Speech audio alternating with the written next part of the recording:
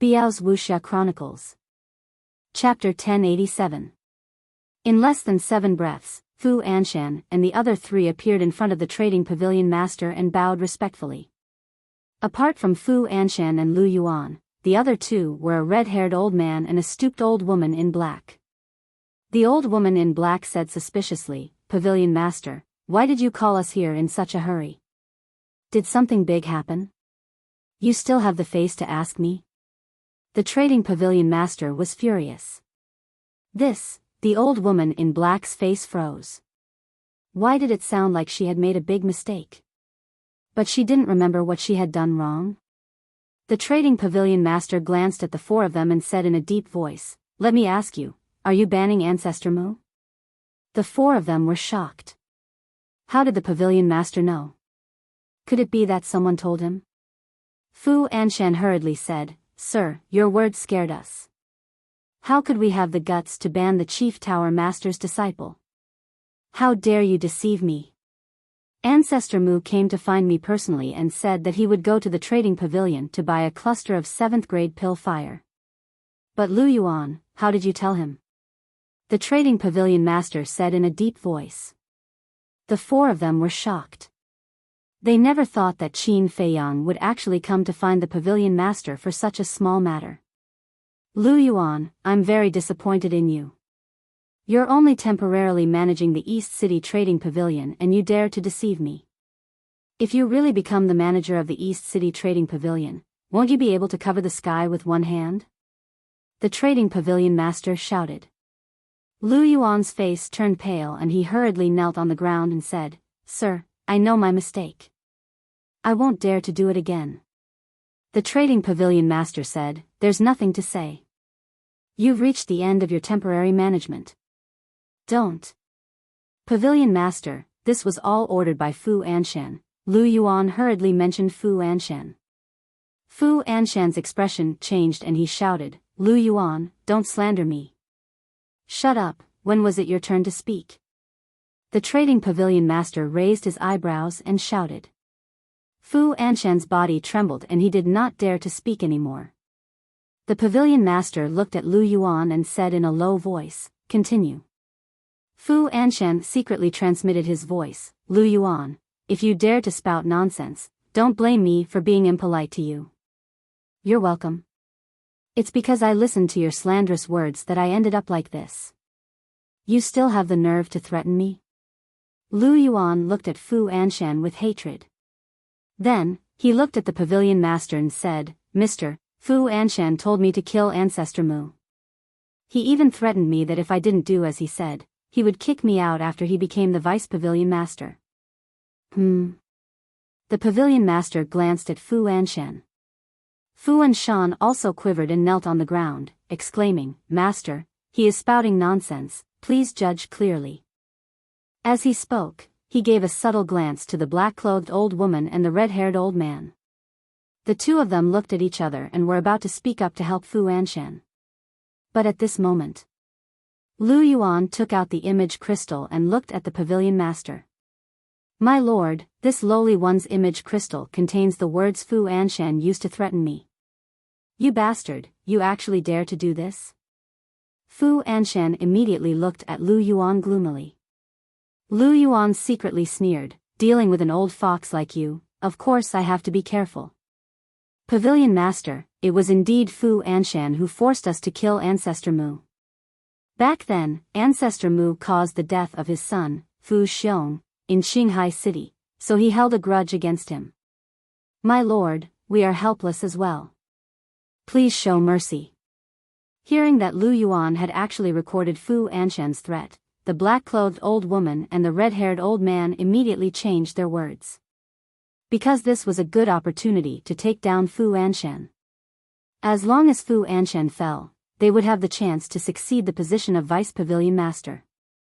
The pavilion master's face darkened as he shouted, "Fu Anshan, what else do you have to say?" Fu Anshan was terrified to the extreme, and begged, "My lord, this lowly one was wrong, this lowly one will never dare to do it again, please give this lowly one another chance." After doing such a thing, you still want this old man to give you a chance? The pavilion master was furious, and said, "This old man let you succeed the position of Vice Pavilion Master to let you manage the transaction pavilion well, not to let you use your position to take revenge.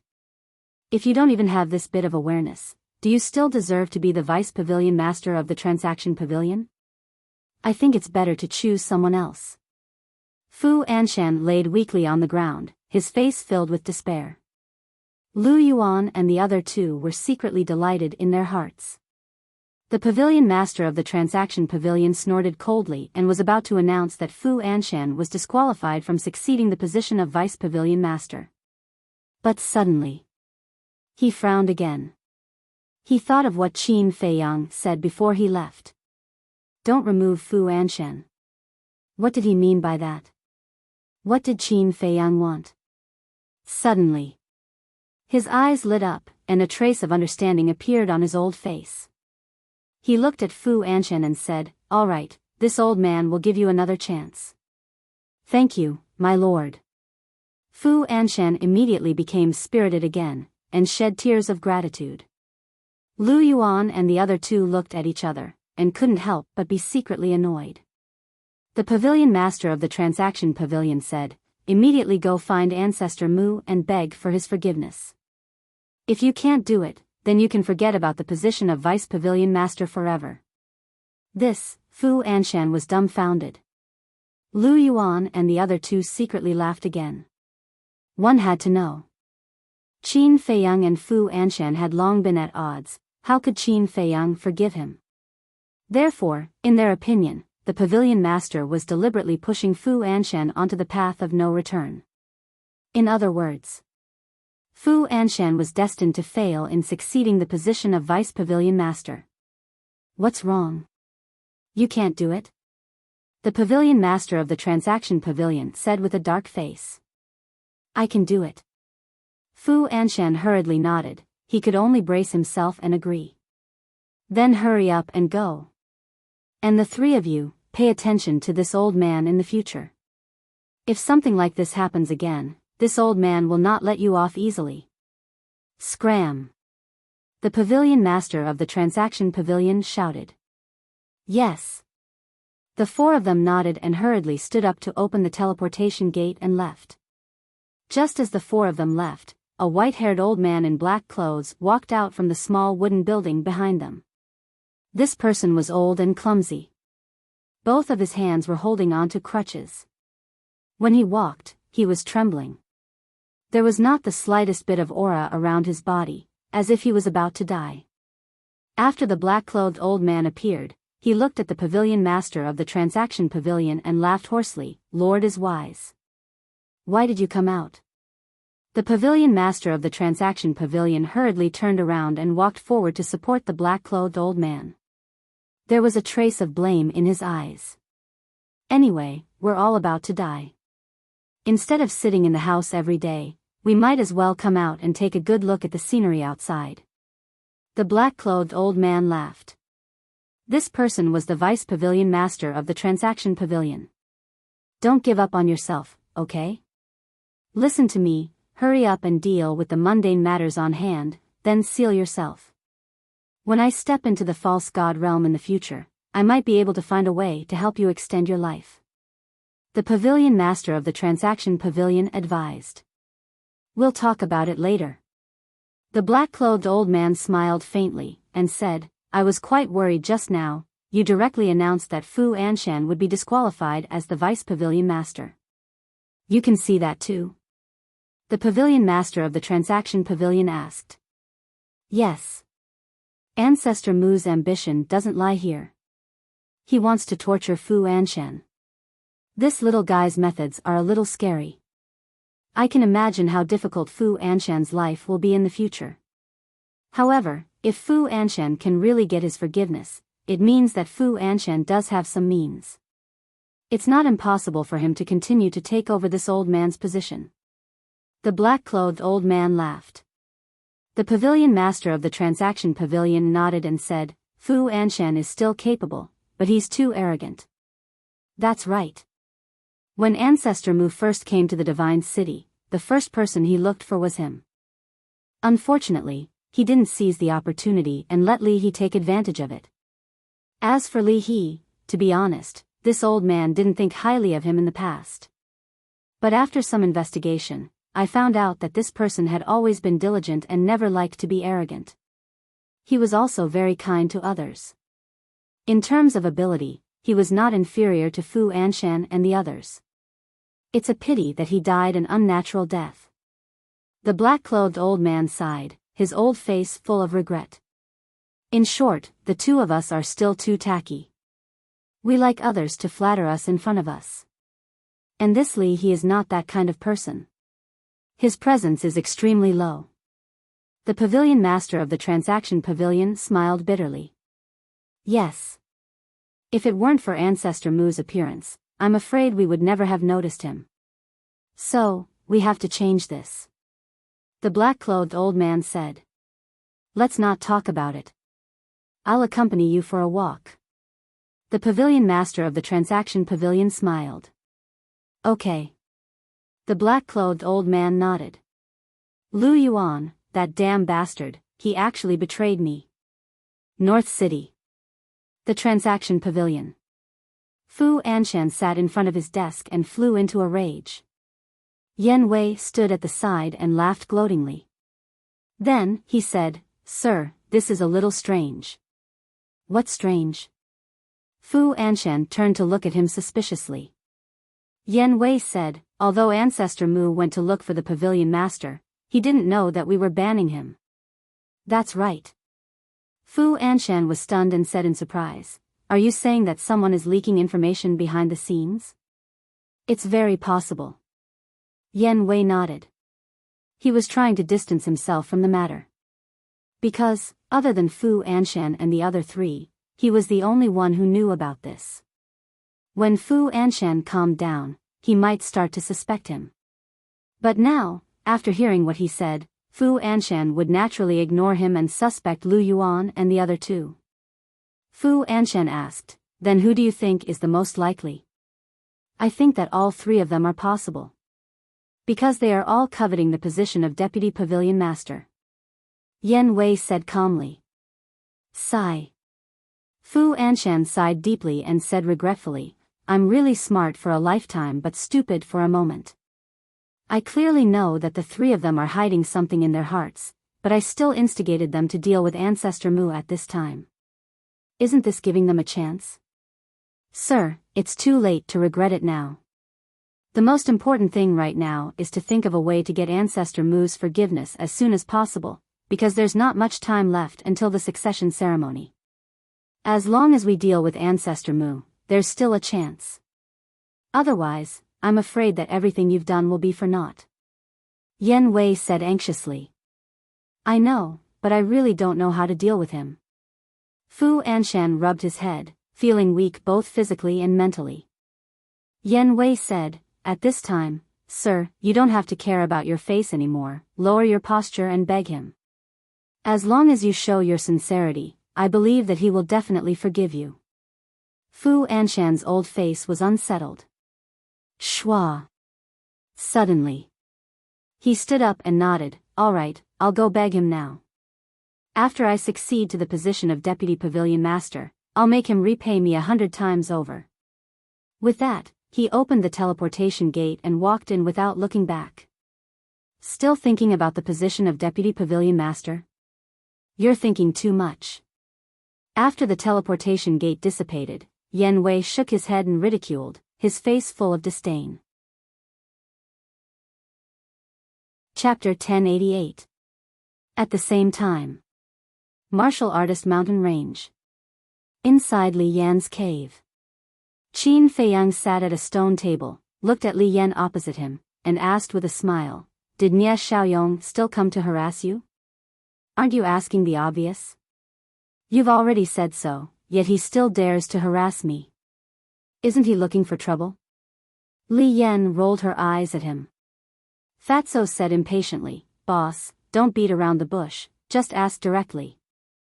Li Yan was slightly stunned, looked at the two of them suspiciously, and asked, What do you want to know? Cough. Qin Feiyang coughed dryly, and said, About Little White Dragon. Before Qin Feiyang could finish, Li Yan's face turned cold, and said angrily, I knew you didn't have good intentions. Let me tell you, don't even think about it. Please leave immediately. Fatso said helplessly, Sister Li Yan, we don't have any ill intentions. We just want to know out of curiosity, why are you so angry? Li Yan turned her spearhead to Fatso, and said, I haven't said anything about you yet? You must be the one who told Ancestor Mu. Fatso said, such a big matter, I definitely have to inform boss. I don't know anything. Li Yan snorted coldly. Qin Feiyang rubbed his forehead, and said, after being together for so long, you still don't trust us? Li Yan said, one may know a person for a long time without understanding his true nature. Qin Feiyang's face darkened, and said, are you really not going to say it? Then don't blame me. What do you want to do? Li Yan looked at him warily. You should be able to guess what I want to do. Qin Feiyang said. Bastard. If you dare to reveal the matter of Little White Dragon, I won't let you off. Li Yan shouted angrily, gnashing her teeth. Fatso went up and chuckled, Sister Li Yan, let me kindly remind you, my boss is really not afraid of you not letting him off. You, Li Yan glared at Fatso angrily. Fatso said, Aya, just tell us. It's not like we're outsiders. Don't worry, we'll keep it a secret for you. Li Yan glanced at the two of them gloomily. A moment later. Li Yan asked, will you really keep it a secret for me? A man's words carry enormous weight. Fatso patted his chest and said. Qin Feiyang also nodded. All right, I'll tell you. Li Yan weakly returned to the stool and said, actually, I don't know the origin of the Little White Dragon, nor do I know why it is in the main tower. Fatso frowned. Aren't you very familiar with it? Li Yan said, yes, but when I met it, it was already in the main tower. When did you meet it? Qin Feiyang asked. Half a year ago. One night, when I came back from outside, I saw a white shadow wandering around the martial artist mountain range, so I followed it down and found that it was the legendary divine dragon. When the Little White Dragon saw me, it didn't show any fear and quickly became intimate with me. I also asked it where it came from, but it looked confused. It probably didn't understand what I was talking about. Li Yan said. This is too strange. There are powerhouses guarding each entrance of the main tower, and there are even more powerhouses inside the main tower. How did it sneak in? Could it be someone's pet? Fatso was surprised. It shouldn't be. Because I've been with it for so long, I haven't seen it with anyone. Li Yan shook her head. I don't think so either. After all, the Little White Dragon is a real divine dragon. If it really had a master, how could it be released? Qin Feiyang said. Fatso said, then it can't have jumped out of a stone. Qin Feiyang glanced at him, then looked at Li Yan and said, last night, I went to the pool to look for it, but I didn't see it after waiting for a whole night. What's going on? Humph. You actually went to look for it behind my back. You really don't have good intentions. However, it's impossible for you to find it. Li Yan snorted coldly. Why? Qin Feiyang was suspicious. Li Yan said, because the pool is not its habitat. Fatso asked, then where is its habitat? I don't know either. Every time it appears, it is in a different place. In short, except for me, no one can find it. Li Yan looked at the two of them proudly. The two of them looked at each other. Li Yan could find it, but no one else could. Wasn't this too bizarre? Fatso wondered, how did you find it? Li Yan said, there's no harm in telling you because you can't imitate it. I can find it because of telepathy. What the hell? The two of them were shocked. Telepathy. Li Yan said again. Are you kidding? Qin Feiyang and Fatso both had a look of disbelief. Telepathy? How was this possible? Little White Dragon and Li Yan were not oviparous siblings. How could there be telepathy? It's true. I'm not lying to you. During the day, I can't sense it, but at night, I can clearly sense its location. If you don't believe me, I'll take you to find it at night. Li Yan said. Okay. The two of them nodded repeatedly. They couldn't ask for more. No. Why should I take you to find it? Isn't this pushing it to the fire? No, just pretend I didn't say anything. Li Yan saw their expressions and realized that something was wrong. She quickly waved her hand and said. Qin Feiyang's face darkened. Wasn't this little girl deliberately making fun of them? Li Yan said lightly, in short, I won't give you any chance. Qin Feiyang smiled helplessly, got up and said, well, take me there when you think it through. I'll go back first. After saying that, he turned and walked out of the cave. Fatso quickly chased out and frowned. You're leaving? Qin Feiyang said, what are you staying here for? Take good care of her. If anything happens, I'll hold you responsible. Fatso pursed his lips. Buzz. At this moment, the image crystal moved. Qin Feiyang took out the image crystal, and young Master Hao's shadow appeared, his face full of ridicule. Qin Feiyang asked with a smile, looking at your expression, you should have encountered something interesting, right? Young Master Hao chuckled and said, it's very interesting. The high priest of the divine python tribe wants to see you. Qin Feiyang was stunned and asked, where? Longfeng Pavilion. Young Master Hao said. It seems that she has been waiting for a long time. Qin Feiyang smiled faintly. Senior brother Mu, you're here. At this time. Not far away in the void, a surprised voice sounded. Qin Feiyang looked up and saw a young man in black running towards him.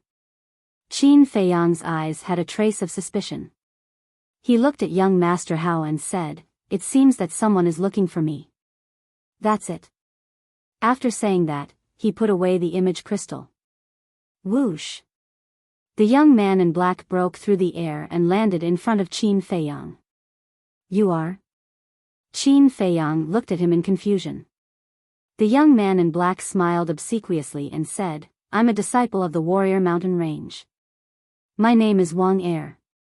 Wang Er? Qin Feiyang was stunned. He had never interacted with this person before. He asked, Senior brother Wang, what's the matter? No, how would I dare to be your senior brother? Just call me junior brother. Wang Er waved his hand. Qin Feiyang shook his head and laughed.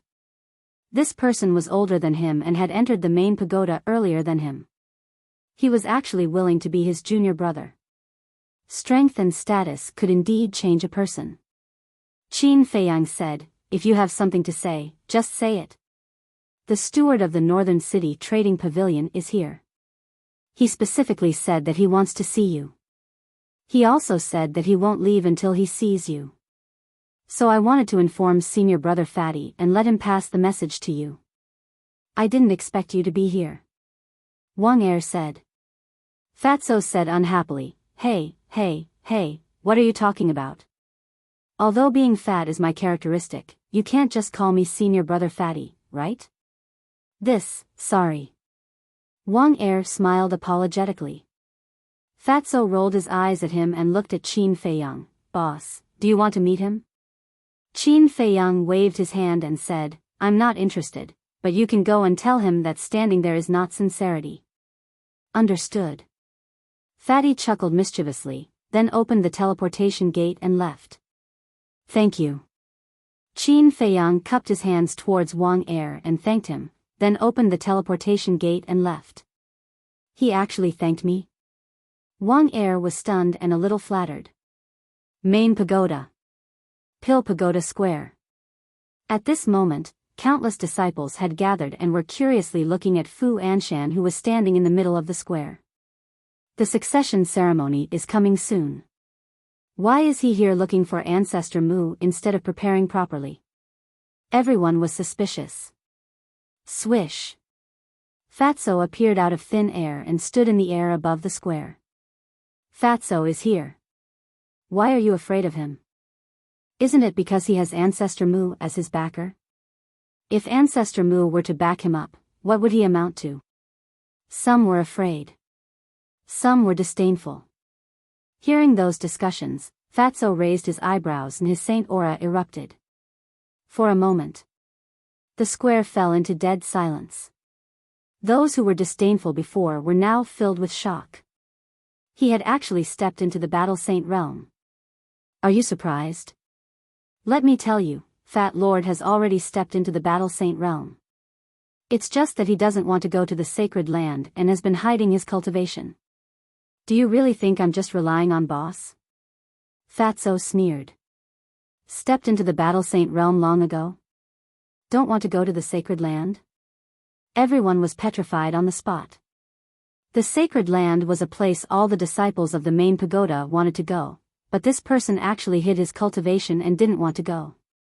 Was there something wrong with his brain? Fatso withdrew his saint aura and said lightly, Fat Lord's pursuit and ideals are not something you ordinary people can understand. Everyone's face twitched. Will you die if you don't act cool? Fatso's gaze turned and looked down at Fu Anshan. He joked, Chief Steward Fu, we meet again. A cold light flashed in the depths of Fu Anshan's eyes. He cupped his hands and smiled, Brother, it's been a long time since we last met. How have you been?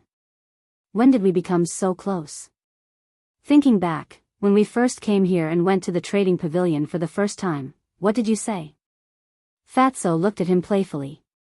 Fu Anshan licked his face and said with a smile, Brother, it was all this old man's fault. This old man will apologize to you in front of everyone. I hope you won't hold a grudge.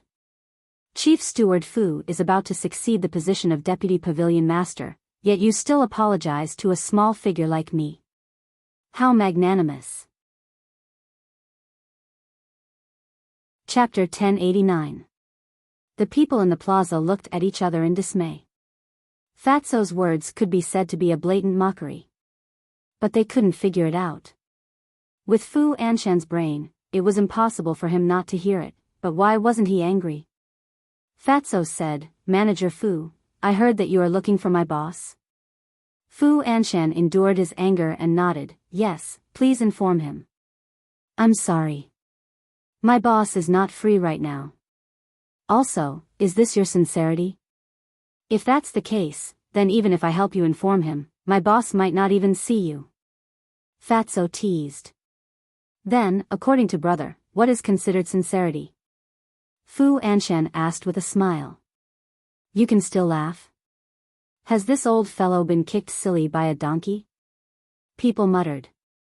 Fatso chuckled, and bared his teeth, All right, since you are so modest, I will give you a clear path. Kneel, as long as you kneel here, I am sure that boss will come out to see you sooner or later. Fu Anshan's heart was immediately filled with a monstrous rage. At the same time, the disciples in the plaza were also completely stunned. One had to know. Whether it was Fu Anshan's prestige or status in the Central Divine Kingdom, it was not something that this Fatso could compare to. He actually dared to make him kneel? Even if he had the support of the Mu ancestor, wasn't this a bit too much? Simply put, this was no longer a matter of Fu Anshan's personal dignity, but the face of the entire transaction pavilion. Moreover, Fu Anshan was someone who was about to become the vice pavilion master of the transaction pavilion, so it was impossible for him to do such a thing that would ruin his image. Therefore, in everyone's eyes, Fatso was purely enjoying himself. What? He actually, suddenly. A cry of surprise sounded, filled with disbelief. Everyone looked at Fu Anshan in unison, only to see that the previously furious Fu Anshan was actually kneeling on the ground. In an instant, everyone was dumbstruck. He actually knelt down. What is he thinking? Doesn't he know that this kneeling will cause his reputation to be ruined? Oh my God. What the hell is he doing? People went crazy. Just what was it that made Fu Anshan kneel down regardless of his dignity? Even the law-enforcing elder who was guarding the teleportation altar widened his eyes in disbelief. That's right. Kneel properly and don't try to play tricks. Otherwise, even if I help you, the boss won't see you. Fatso chuckled and glanced at the disciples in the square proudly. Then, he turned around and left. Today's humiliation, in the future, I will repay it 1,000 times, no, 10,000 times. Fu Anshan lowered his head and clenched his fists tightly. His old eyes were filled with killing intent. Whether or not he met Qin Feiyang, whether or not he would succeed the position of Deputy Pavilion Master, from now on, he would become the laughingstock of the world. It was all because of this one meal. Longfeng House. Young Master Mu, please come inside. When Qin Feiyang arrived in front of the door, 2 workers immediately came forward to greet him. Where is young Master Hao? Qin Feiyang asked with a smile. One of the workers said, young Master Hao is still at the same place. I'll bring you up. Okay. Qin Feiyang nodded. Under the guidance of the worker, Qin Feiyang entered a room on the top floor. This room was adjacent to the room of the young lady of the Longfeng House. In the room, apart from young Master Hao, there was also a middle-aged woman. She was the high priest of the divine Python tribe. The worker was very tactful and did not enter the room. He stood outside the door and asked, young Master Mu, what would you like to drink? No need. Qin Feiyang waved his hand. Okay, I'll go back to work. If you need anything, call me. After saying that, the worker closed the door and turned to leave. The high priest immediately stood up and looked at Qin Feiyang. Qin Feiyang stretched out his hand and said with a smile, Senior, let's talk later. Let me have a sip of tea first. With that, Qin Feiyang walked to young Master Hao's side. Young Master Hao immediately poured a cup of tea and handed it to Qin Feiyang. Too many things have happened today. I'm exhausted. Qin Feiyang sat on the chair, took the teacup, and took a sip. Then, he shook his head and sighed. Young Master Hao said, then why are you still free to come here? I can't help it. Senior High Priest has come personally. If I don't come, wouldn't it seem too rude of me? Isn't that right, Senior? Qin Feiyang looked at the High Priest and chuckled. If you're really busy, we can meet another day. The High Priest smiled. Qin Feiyang waved his hand and said, how can I do that? No matter how busy I am, I won't let Senior wait. The High Priest smiled, but it was a forced smile. Qin Feiyang said, Senior, tell me now. Why are you looking for me? The High Priest turned to look at young Master Hao. Young Master Hao held the teacup and drank leisurely, pretending not to see anything. Qin Feiyang smiled faintly, Senior, young Master Hao is not an outsider. If you have something to say, just say it. The High Priest hesitated. Buzz. Suddenly, the image crystal in young Master Hao's arms rang. Young Master Hao was stunned and took out the image crystal. Buzz. A beautiful figure appeared. It was Wang Yu. Young Master Hao asked suspiciously, Sister, what are you doing? Wang Yu said angrily, Go and ask Ancestor Mu, what's going on with Fu Anshan? Why is he kneeling in front of our main pagoda? What? Fu Anshan is kneeling in front of the main pagoda?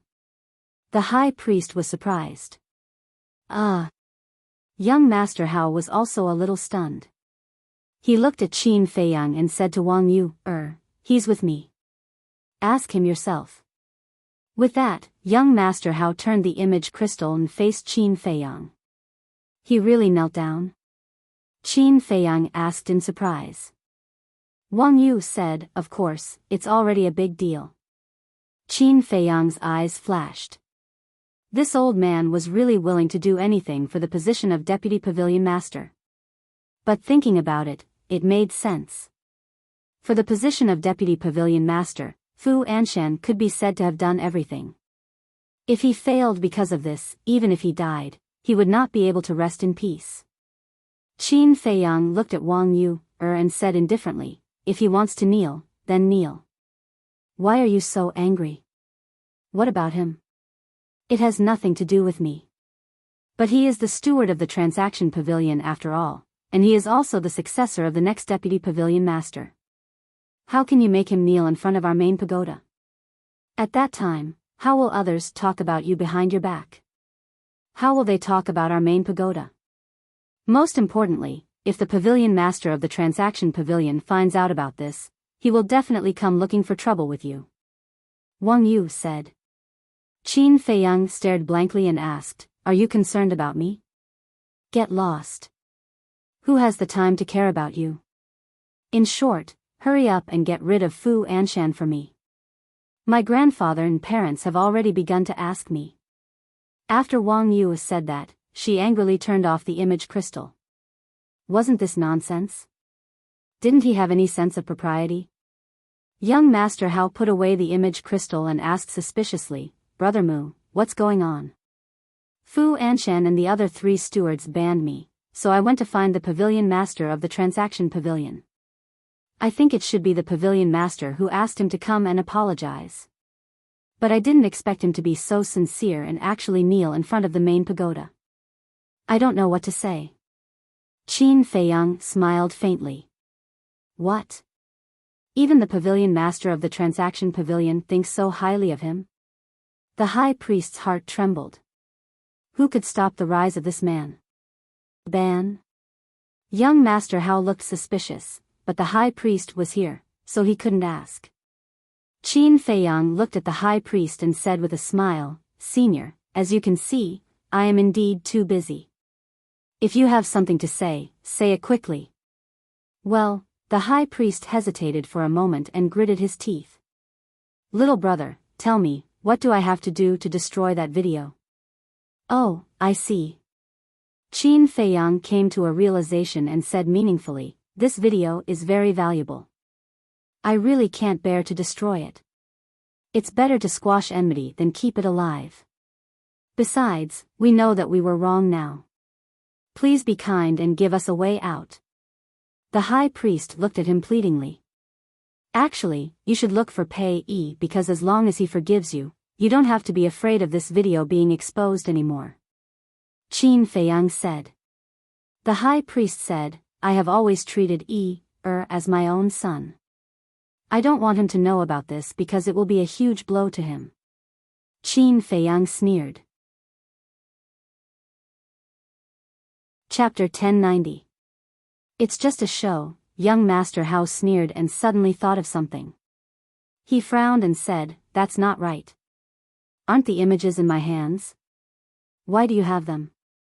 Qin Feiyang smiled and said, When I accompanied Pei Yi to the 9 regions to retrieve Pei Changfeng's body, I already got a video from a tribe. Wasn't that before we went to Qinghai? Young Master Hao was surprised. Yes. Qin Feiyang nodded.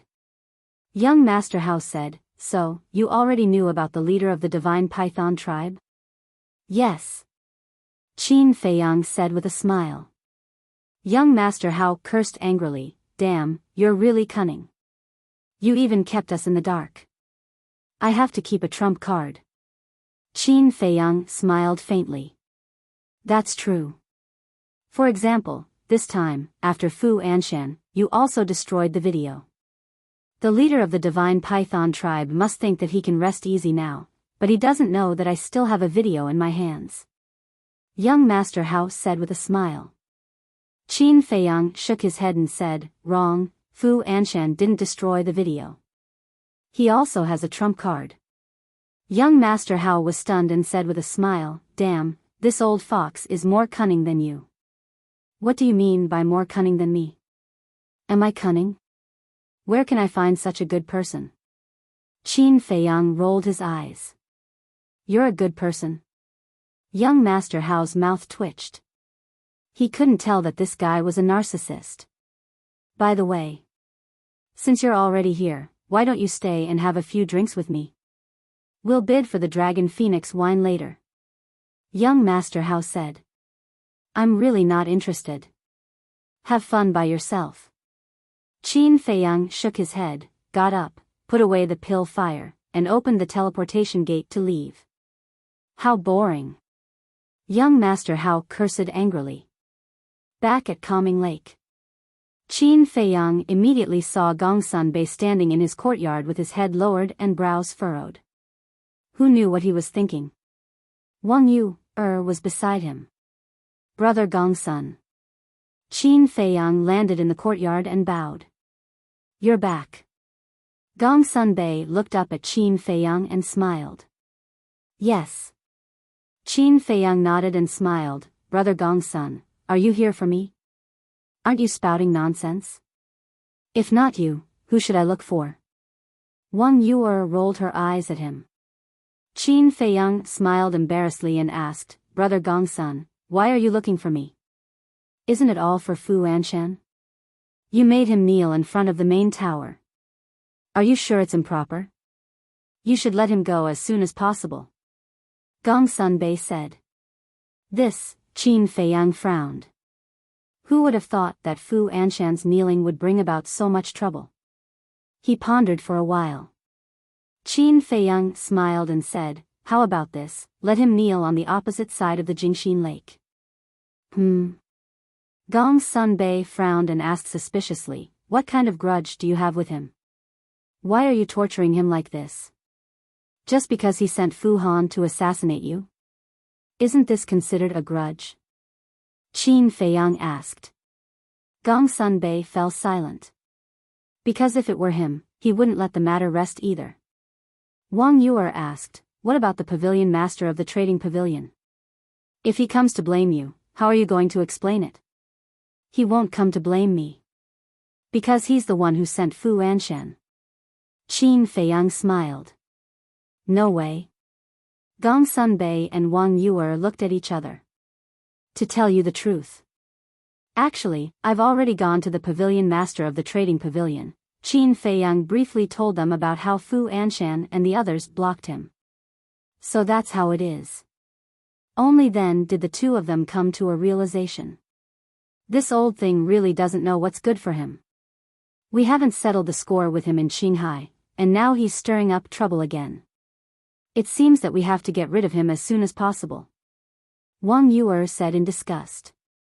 Qin Feiyang said, then you won't blame me now, right? You didn't make it clear before. If I don't blame you, who should I blame?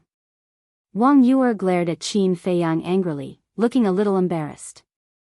Gongsun Bei sighed deeply and said, all right then. It's his own fault. Let him kneel on the opposite side of the soothing lake.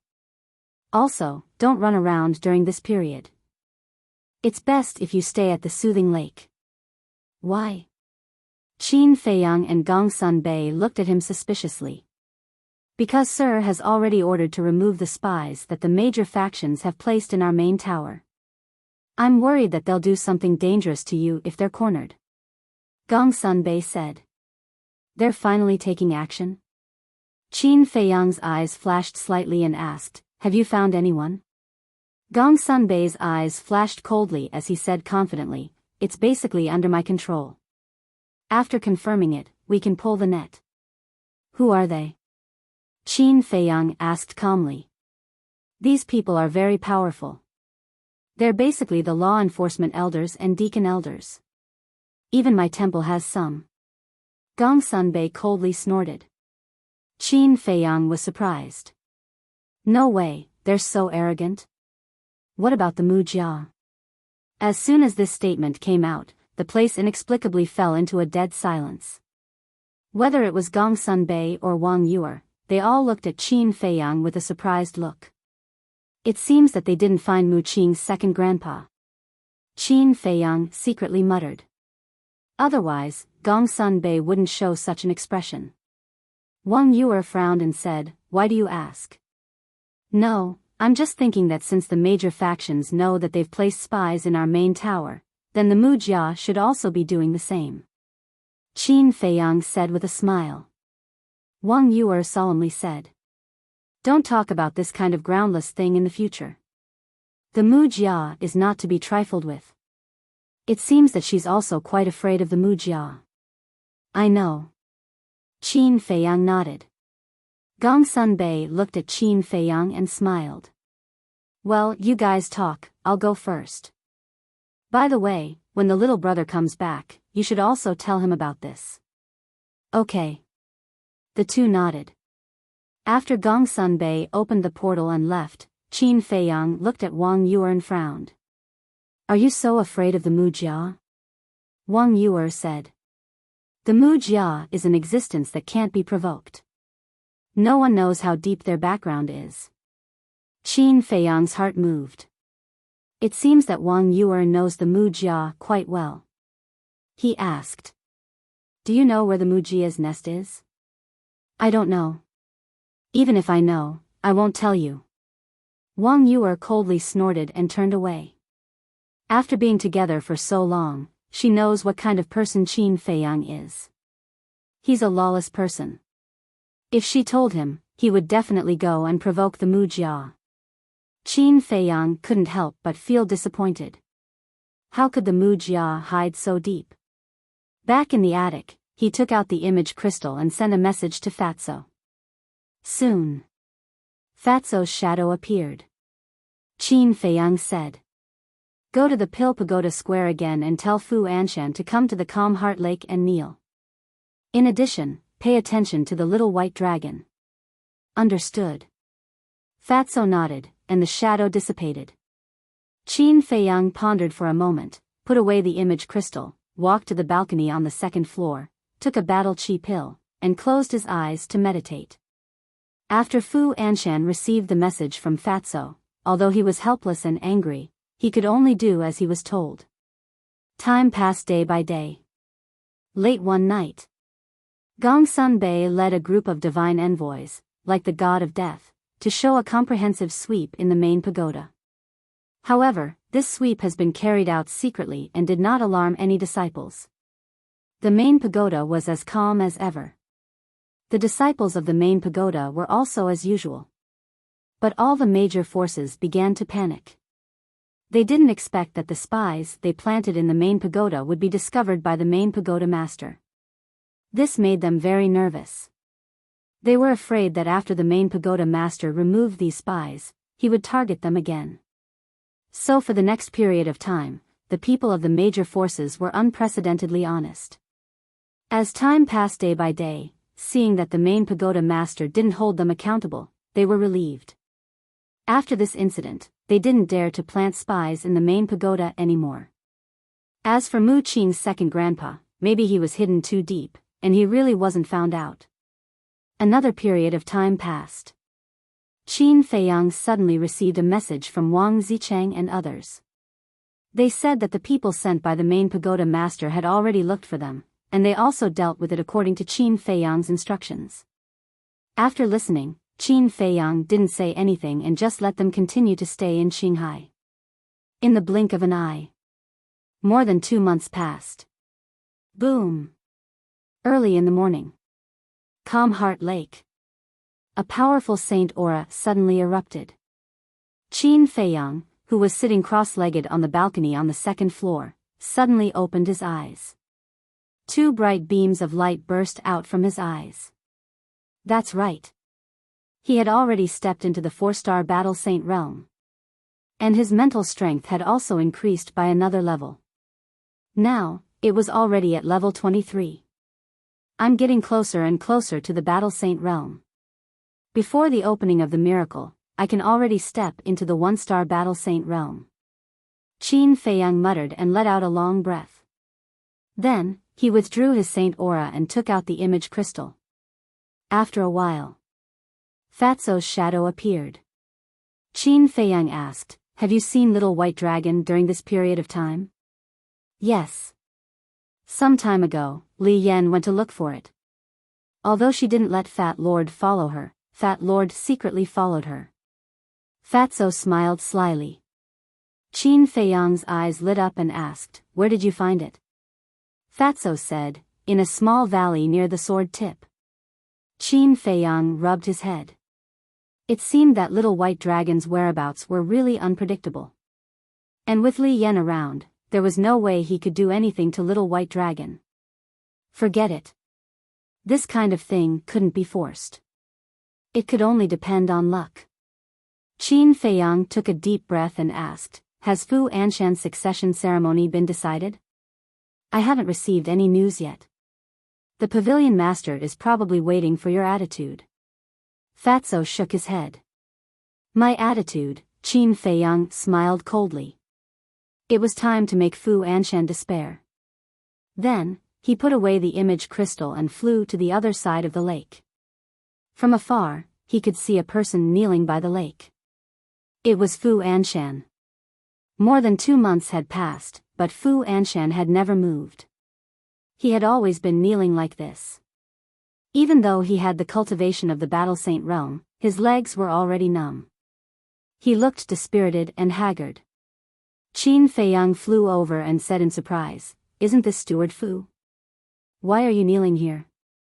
Ancestor.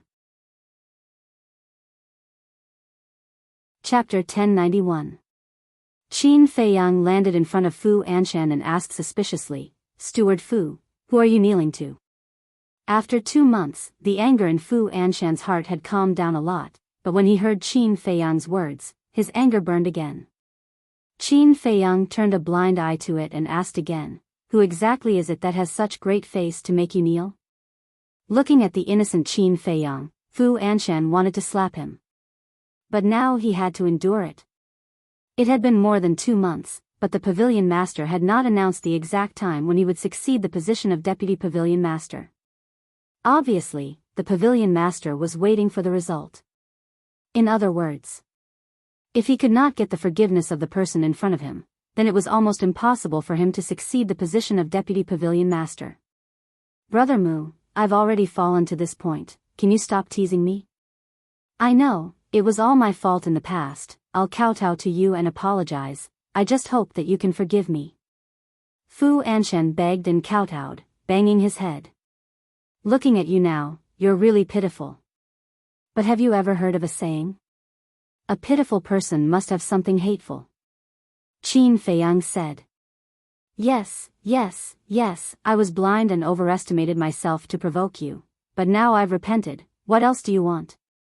As the saying goes, it's better to squash enmity than keep it alive. I've been kneeling here for 2 months, isn't that sincere enough? Brother Mu, can you be magnanimous and give me a way out? If you really can't, just treat me as a dog that bites people and don't bother with me, okay?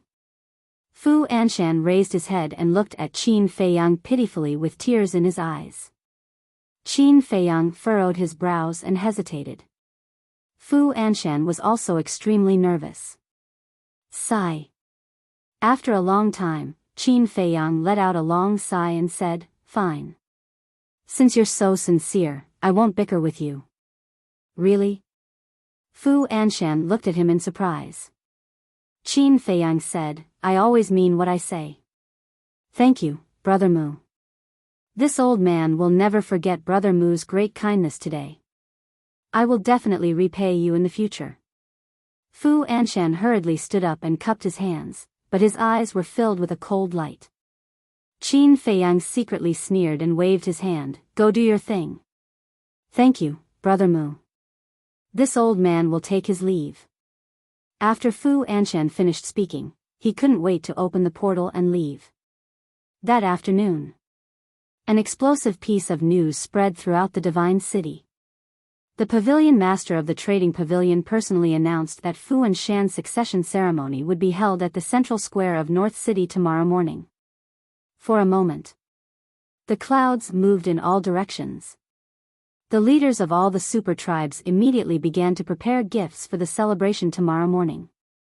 No matter what Fu Anshan had experienced in the past 2 months, he was about to become the deputy pavilion master of the transaction pavilion, so he had to curry favor with him. Calm Heart Lake. Qin Feiyang and Wang Yu sat in young Master Hao's courtyard, the 3 of them drinking tea while chatting and laughing. Young Master Hao laughed, Fu Anshan must be laughing right now. Wang Yu said, it wasn't easy for him to get to this point, how can he not laugh? But tomorrow, he won't be able to laugh anymore. Haha. Tomorrow is the time for him to cry. Young Master Hao laughed. It's so lively. Suddenly, Fatso appeared out of thin air and sneaked over. Hey, this is the Calm Heart Lake, how can you barge in without permission? Young Master House said unhappily. TSK. Fatso raised his middle finger in disdain, took out 3 golden invitation cards from his bosom, threw them in front of Qin Feiyang and the other 2, and said, "This is what Fu Anshan asked me to give to you. He also said that you must attend his ceremony tomorrow." Young Master Hao grabbed an invitation card, looked at it carefully, and grinned. "Even if he didn't invite us, we would still go." Late at night, Qin Feiyang stood alone on the balcony, looking at the waning moon in the sky, his eyes flickering. He was hesitating. Should he tell Pei Yi the truth? Although Pei Yi would still find out tomorrow, telling Pei Yi now could let him be mentally prepared, otherwise, he would definitely go crazy. Buzz. Suddenly, the image crystal in his bosom rang. It's his business whether he can take this blow or not. Why should I worry so much? What I want to do is just tell him the truth. After a moment of silence, Qin Feiyang muttered to himself, no longer dwelling on this issue, retracted his gaze, and took out the image crystal. Buzz. Fatso's shadow appeared. "What's wrong?" Qin Feiyang asked. Fatso said, "Pei Yi is looking for you." What a coincidence. Qin Feiyang was slightly stunned, and said with a smile, "I just wanted to tell him the truth. Where is he now?" Fatso said, "Come to my place first." Qin Feiyang nodded, put away the image crystal, and opened the portal, appearing in Fatso's cave in the next moment. Fatso immediately took out a letter and handed it to Qin Feiyang. "What is it?" Qin Feiyang was bewildered. Fatso said, "This is from Pei Yi." "Why is he writing me a letter?" Qin Feiyang frowned, took the letter, and opened it. There were only 6 words in the letter. "See you at Black Cloud Valley at dawn." There was a signature at the bottom. Pei Yi. What's going on? Qin Feiyang looked up at Fatso in bewilderment. They were both in the main pagoda and could meet anytime, anywhere. Why did he have to be so mysterious? Fatso said, "I don't know either, because I've never seen him before." Qin Feiyang asked, "Then where did this letter come from?" "Didn't I go to deliver the invitation to you this morning?" "After delivering the invitation, I went to Li Yan's place and just came back. When I entered the cave, I saw this letter on the futon." Fatso pointed to the futon next to him. Qin Feiyang looked at the futon, then looked at the letter, and frowned. "Don't tell me he already knows?" Fatso said, "You mean, he might already know the cause of Pei Changfeng's death?" Qin Feiyang said, "Otherwise, why would he ask us to go outside the city?" "That makes sense." Fatso nodded thoughtfully and asked, "Do you want me to go with you?" "That's not necessary, you continue to look after Li Yan. He will be back tomorrow, don't let anything happen tonight." Qin Feiyang said. "Okay." Fatso nodded. Qin Feiyang asked, "Do you know where Black Cloud Valley is?" "I know. Some time ago, I accompanied Li Yan to a lot of places, including Black Cloud Valley. It's foggy all year round, but the scenery is not bad." Fatso chuckled.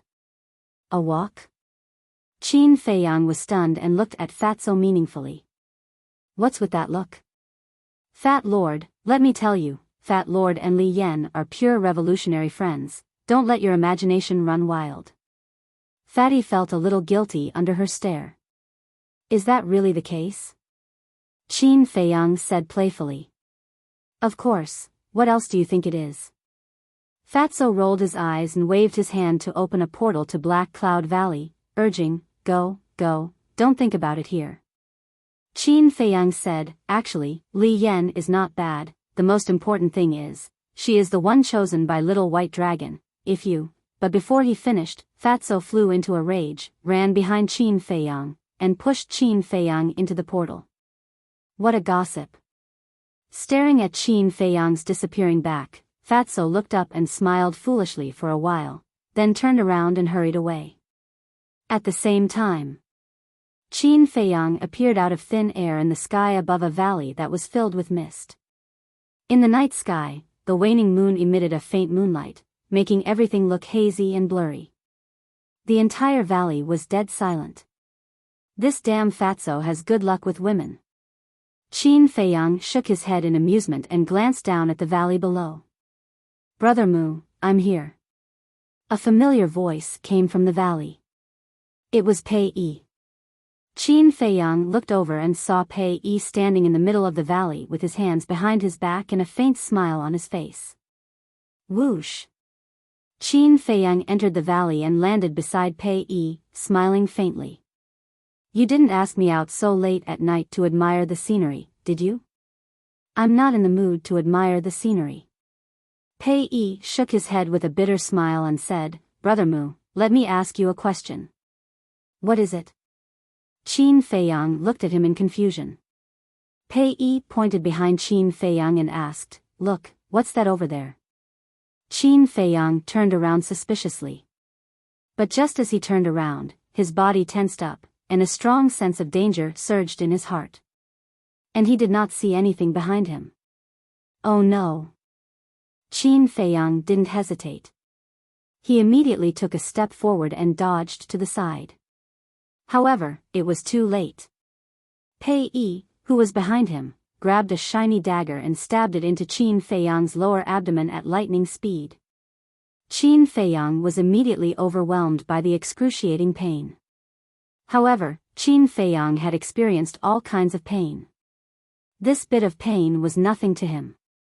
Before his cultivation disappeared completely, he slapped Pei Yi's chest with his palm. However, Pei Yi did not move at all. Instead, his arm was numb from the impact. How is this possible? Qin Feiyang turned pale with fright. Although his sea of qi was broken and the power of this palm was less than 1/10 of his peak state, he was now a 4-star battle sage while Pei Yi was only a 9-star battle grandmaster. Even 1/10 of his power was enough to seriously injure Pei Yi. At the same time, Pei Yi looked down at the chest that Qin Feiyang had hit with a sneer and pulled out the dagger. Qin Feiyang immediately knelt on the ground weakly and blood spurted out from his wound. His cultivation had also been completely destroyed. Pei Yi looked at Qin Feiyang with a grin and said, You didn't expect this, did you? Qin Feiyang turned around with great effort and stared at Pei Yi. Why? You still have the cheek to ask me why. Pei Yi flew into a rage and kicked Qin Feiyang to the ground. He stepped on Qin Feiyang's head and roared with reddened eyes, I just want a way out. Why won't you let me go? Why? A way out? Why won't you let you go? Qin Feiyang frowned and said, What are you talking about? It could be said that he and Pei Yi had always gotten along well and had never had any conflicts. Why would he suddenly say such strange things? Chapter 1092. Upon hearing Qin Feiyang's words, Pei Yi was stunned for a moment before he burst into laughter. Of course, Qin Feiyang wasn't really afraid of Pei Yi. With the ancient castle in hand, Pei Yi wouldn't be able to kill him even if his cultivation was crippled. What he wanted to know was, why did Pei Yi plot against him? All of a sudden, Pei Yi stopped laughing and retracted his foot from Qin Feiyang's head. He said with a sinister smile, I forgot that you don't know who I am yet. Look up. Qin Feiyang raised his head and looked at Pei Yi. Pei Yi took out a pill and popped it into his mouth. Immediately, Pei Yi's face and figure began to change rapidly. Not long after, a burly man with short black hair, strong muscles, and a height of 2 meters appeared in Qin Feiyang's line of sight. It's you. Qin Feiyang's eyes were full of disbelief. That's right.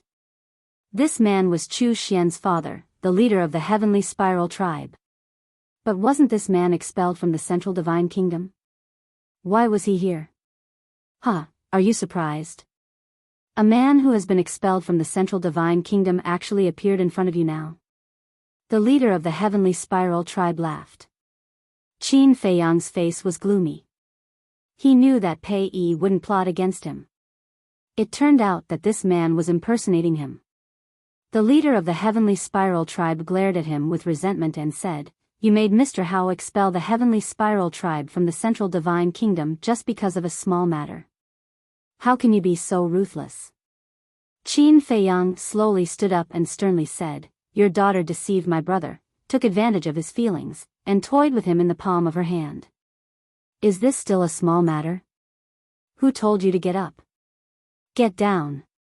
The Heavenly Spiral Tribe's chief revealed an ominous glint in his eyes and sent Qin Feiyang flying with another kick. Qin Feiyang spat out a mouthful of blood and fell heavily to the ground. It's actually purple blood? The Heavenly Spiral Tribe's chief hadn't noticed it before, but when he saw the purple gold dragon blood spurting out of Qin Feiyang's mouth, his face was filled with bewilderment. Qin Feiyang stood up again, killing intent surging in the depths of his eyes. He asked, where's Chu Xian? Are they still in the Central Divine Kingdom? She went to the first zone. But when she died, she was in so much pain. My heart ached when I saw her. I can't accept this. I'll make you pay. Thus, I had a clan elder disguise himself as me and follow everyone to the first region. This way, everyone will think that I went to the first district as well, but I didn't. I'll stay and take revenge on you. Even my daughter doesn't know about this. After that, I snuck into the Divine City and kept looking for an opportunity. However, you didn't appear even after a long time, leaving me with no chance. But a few days ago, I met someone who taught me a way. The way is to pretend to be Pei Yi and ask you out. Because you're close to Pei Yi, as long as he asks you out, you'll definitely come out and you won't be guarded at all. The Heavenly Spiral Tribe's chief sneered. There's someone behind this? Qin Feiyang's heart skipped a beat. He asked, who taught you? Me. A murderous voice rang out, followed by a middle-aged man in black robes who walked out from behind a rock not far away. Qin Feiyang looked up, his eyes as gloomy as water. He said, so it's you, chief of the Divine Python tribe. Yes, it's me. Do you think it's that easy to take away my wife's 7th grade pill fire? The Divine Python tribe's chief walked to the Heavenly Spiral tribe's chief and said contemptuously. Qin Feiyang said, you're really stubborn. Stubborn? You're already a cripple. What else can you do?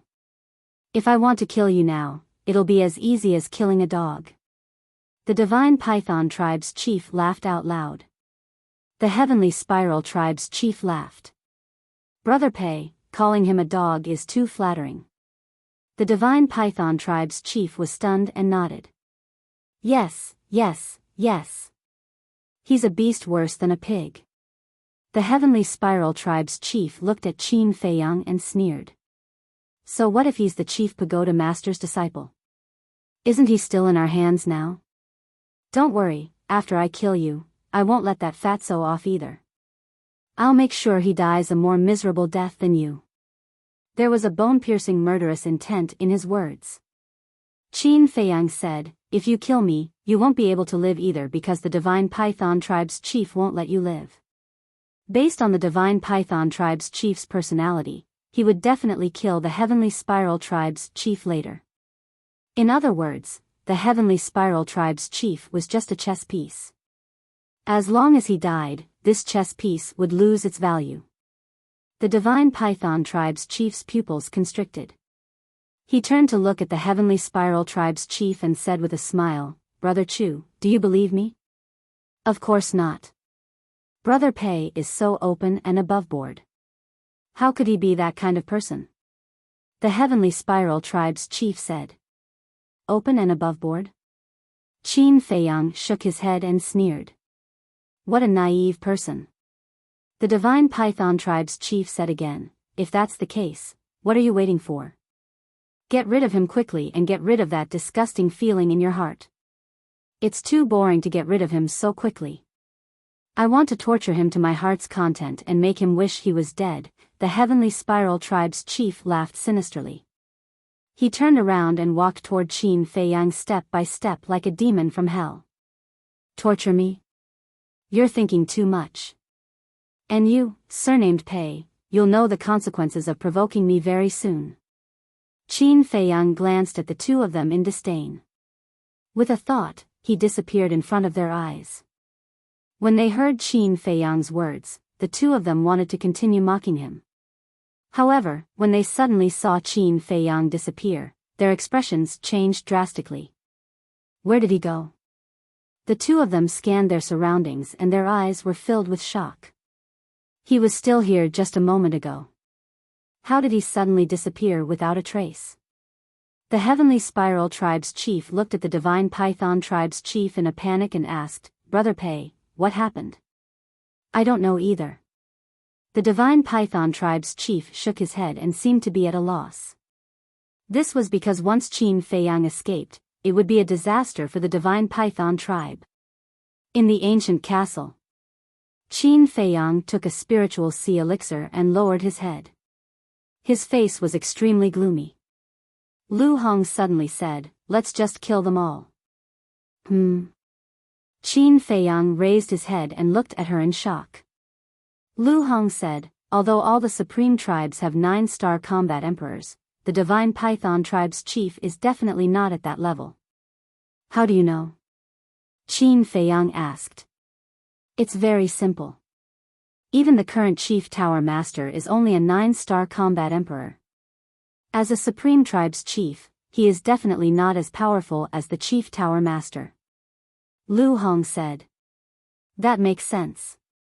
I have observed his aura. Indeed, he is not a 9-star combat emperor. He should be an 8-star combat emperor. However, even if that's the case, it will still not be easy to take care of him." Qin Feiyang said in a deep voice. "Have you forgotten? Back in Qinghai, you were able to kill the one-armed old man who was a 7-star combat emperor. Now that you have broken through to a 4-star combat saint and activated the kill formula, you can definitely kill this 8-star combat emperor." The two-winged snow eagle said. "That's right. Now that I have broken through, a mere 8-star combat emperor is nothing to worry about." Qin Feiyang was energized and said, "Inner demons, come out." Swoosh. The inner demons appeared beside Qin Feiyang. His blood-red hair flowed behind his head like a river of blood. His blood-red robe fluttered in the wind and he emitted a terrifying aura. Every time they saw the inner demons, Lu Hong, Wolf King, and the other beasts could not help but shudder in fear. This was because the inner demons was the other side of Qin Feiyang. Before the inner demons appeared, they had never thought that the other side of Qin Feiyang would be so terrifying. "Hee, are you going to start a massacre again?" The inner demons glanced at Lu Hong and the others mockingly, then looked at Qin Feiyang and laughed. "Are you confident?" Qin Feiyang asked. "Do you think I am you?" "Of course, I am confident." The inner demons looked at Qin Feiyang with disdain, his eyebrows were full of arrogance. "All right. Now, I'll give you control of this body." After Qin Feiyang finished speaking, his consciousness withdrew from his sea of consciousness and entered his inner world. The inner demons immediately turned into a bloody light and entered between his eyebrows. I am out again." Immediately, the inner demons, Qin Feiyang raised his head and laughed loudly. His blood hair fluttered, and his eyes were filled with blood light, as if a demon king had returned. "Show off." Wolf King snorted coldly and said indifferently, "Let me remind you out of kindness, your sea of energy is now broken." "Do I need you to remind me?" "You'd better hurry up and cultivate." The inner demons looked at Wolf King with disdain, then swept his gaze at Lu Hong and the others, and said, "And you guys, my opponents are getting stronger and stronger. With your cultivation, you can no longer help." Everyone fell silent. Sometimes, I really don't understand what is going on in my heart. To actually cultivate a group of trash like you, wasting so many resources for nothing. The inner demons said again, his words full of contempt. "That's enough." Dan Wangkai stared at him angrily. "Are you not convinced?" The inner demons turned to look at Dan Wangkai, his eyes full of provocation. Dan Wangkai snorted coldly, "If you don't have the kill formula, you won't be that strong." The key is that I have the kill formula." The inner demons laughed arrogantly. Hearing this, Dan Wangkai lowered his head, feeling weak both physically and mentally. Comparing oneself to others was really infuriating. In terms of cultivation, the inner demons was not as good as him at all. However, because of the kill formula, everything had changed. He couldn't figure out who created such a heaven-defying divine art. Time passed bit by bit. Outside.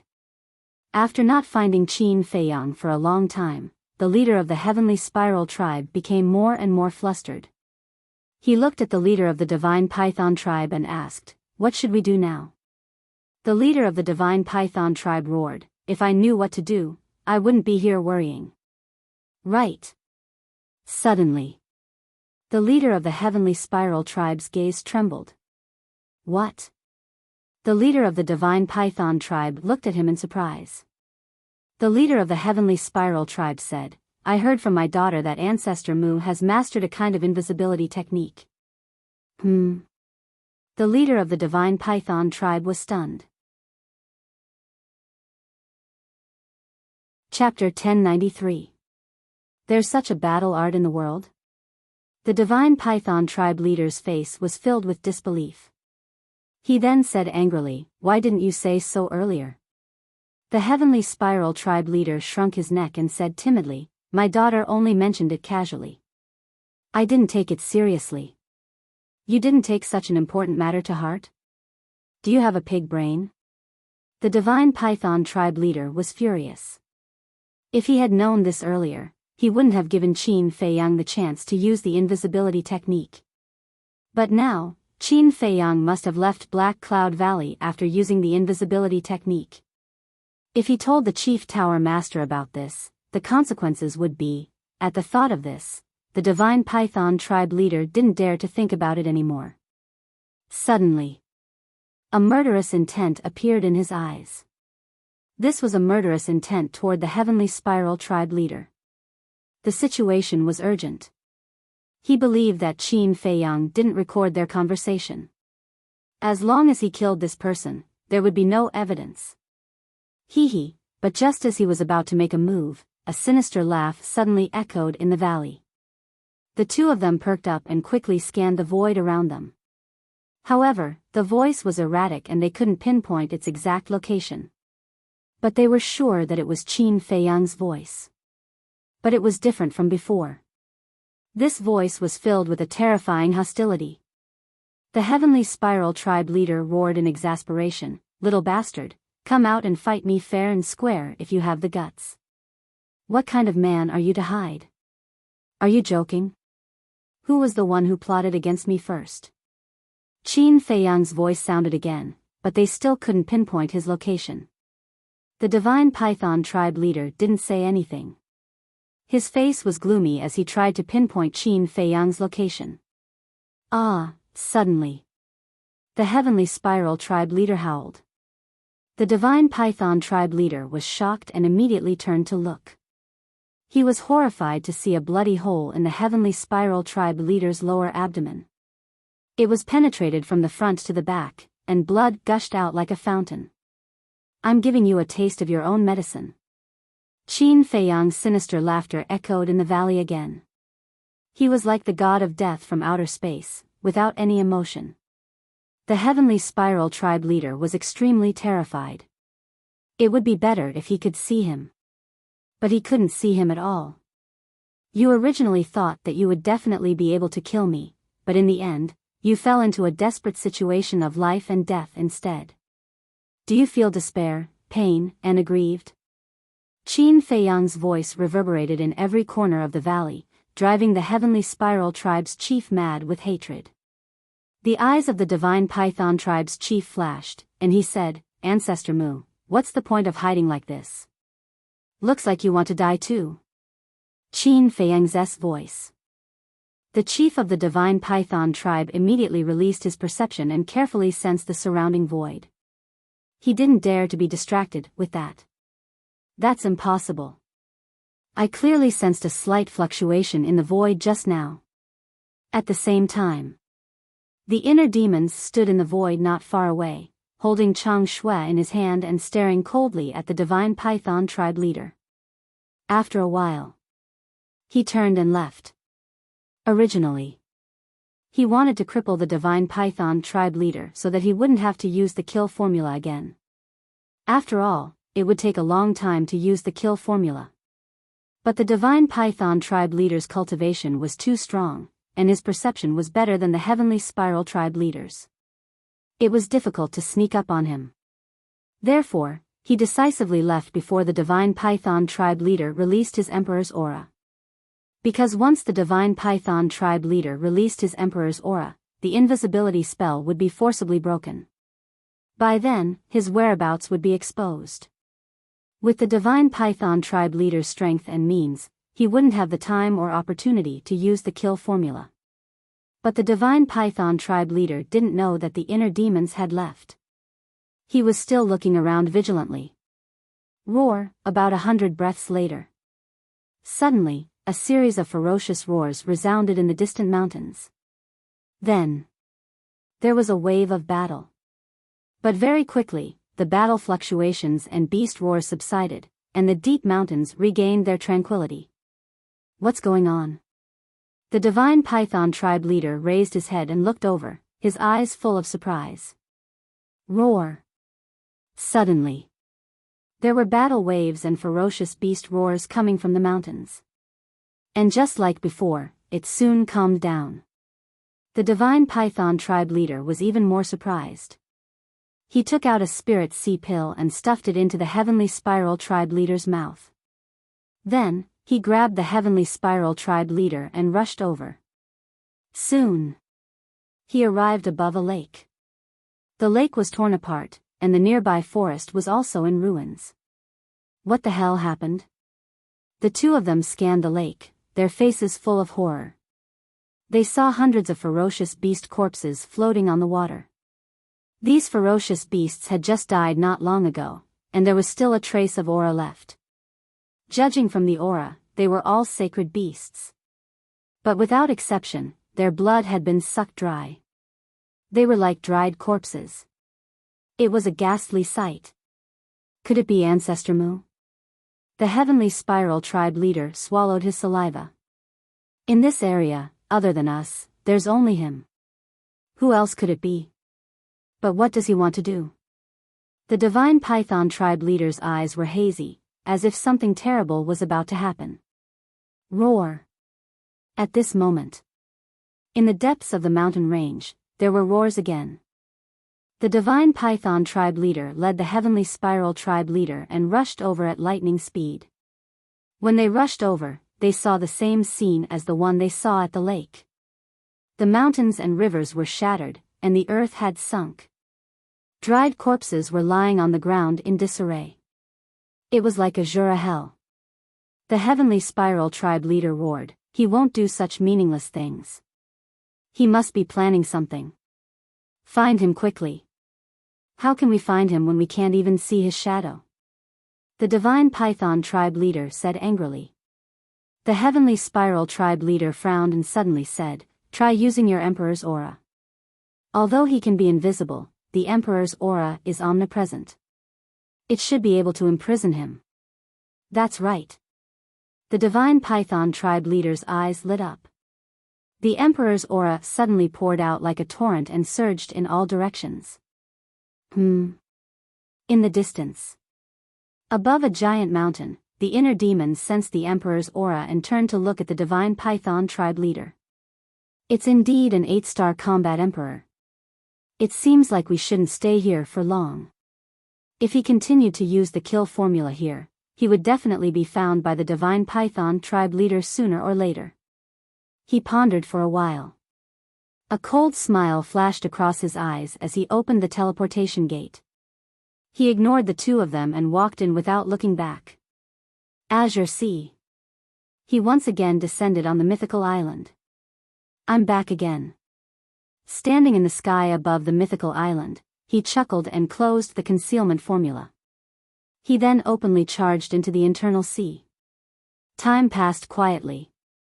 About 2 hours later, a giant wave soared into the sky and rushed into the sky above the mythical island.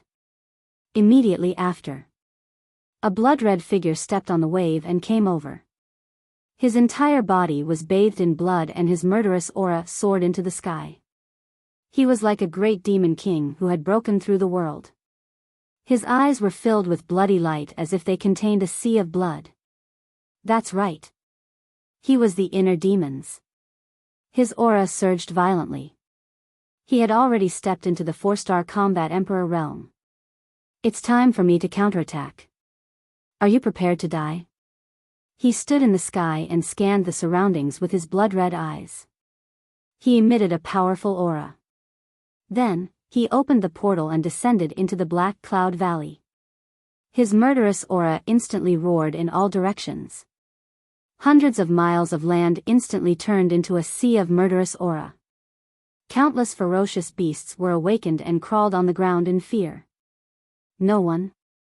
The inner demons released his senses and carefully sensed for a while.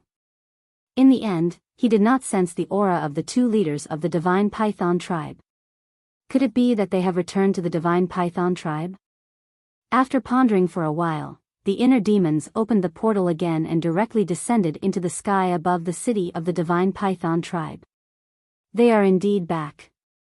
The moment he descended into the sky above the tribe, he sensed the aura of the Divine Python tribe's leader in a large hall below. Moreover, the aura of the Heavenly Spiral tribe's leader was also somewhere below. Who is it? At the same time, the people of the Divine Python tribe also discovered the inner demons. Accompanied by a loud shout, several figures soared into the sky. All of them emitted the aura of combat emperors. In fact, it was difficult not to discover them. This was because the murderous aura emitted by the inner demons was too terrifying. It was as if a god of death had descended into the world. This has nothing to do with you. You better get lost.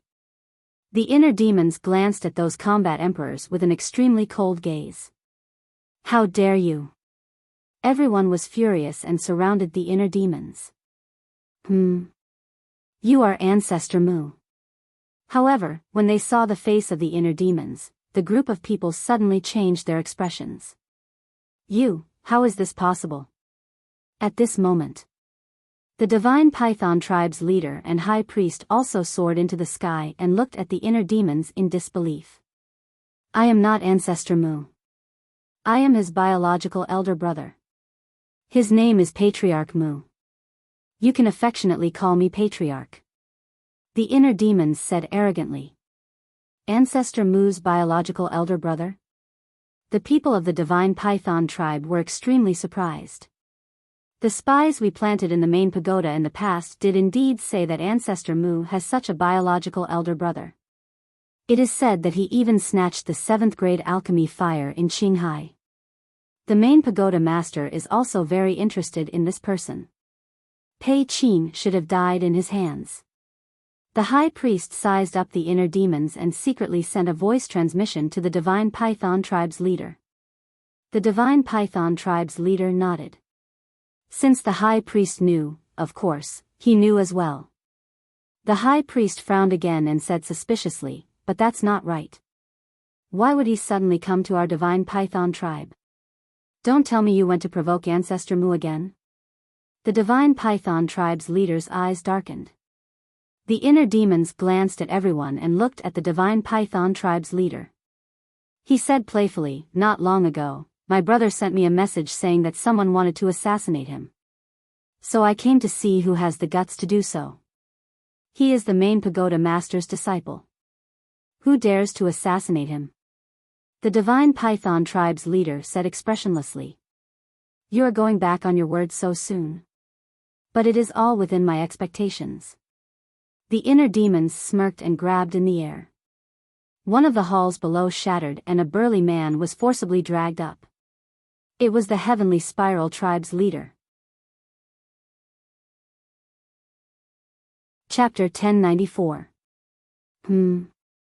Isn't he the leader of the Heavenly Spiral tribe? I remember that he was exiled to the 1st district more than 2 months ago. Why is he in our tribe? Seeing the leader of the Heavenly Spiral tribe, the group of combat emperors surrounding the inner demons were confused. But the high priestess' face was slightly gloomy.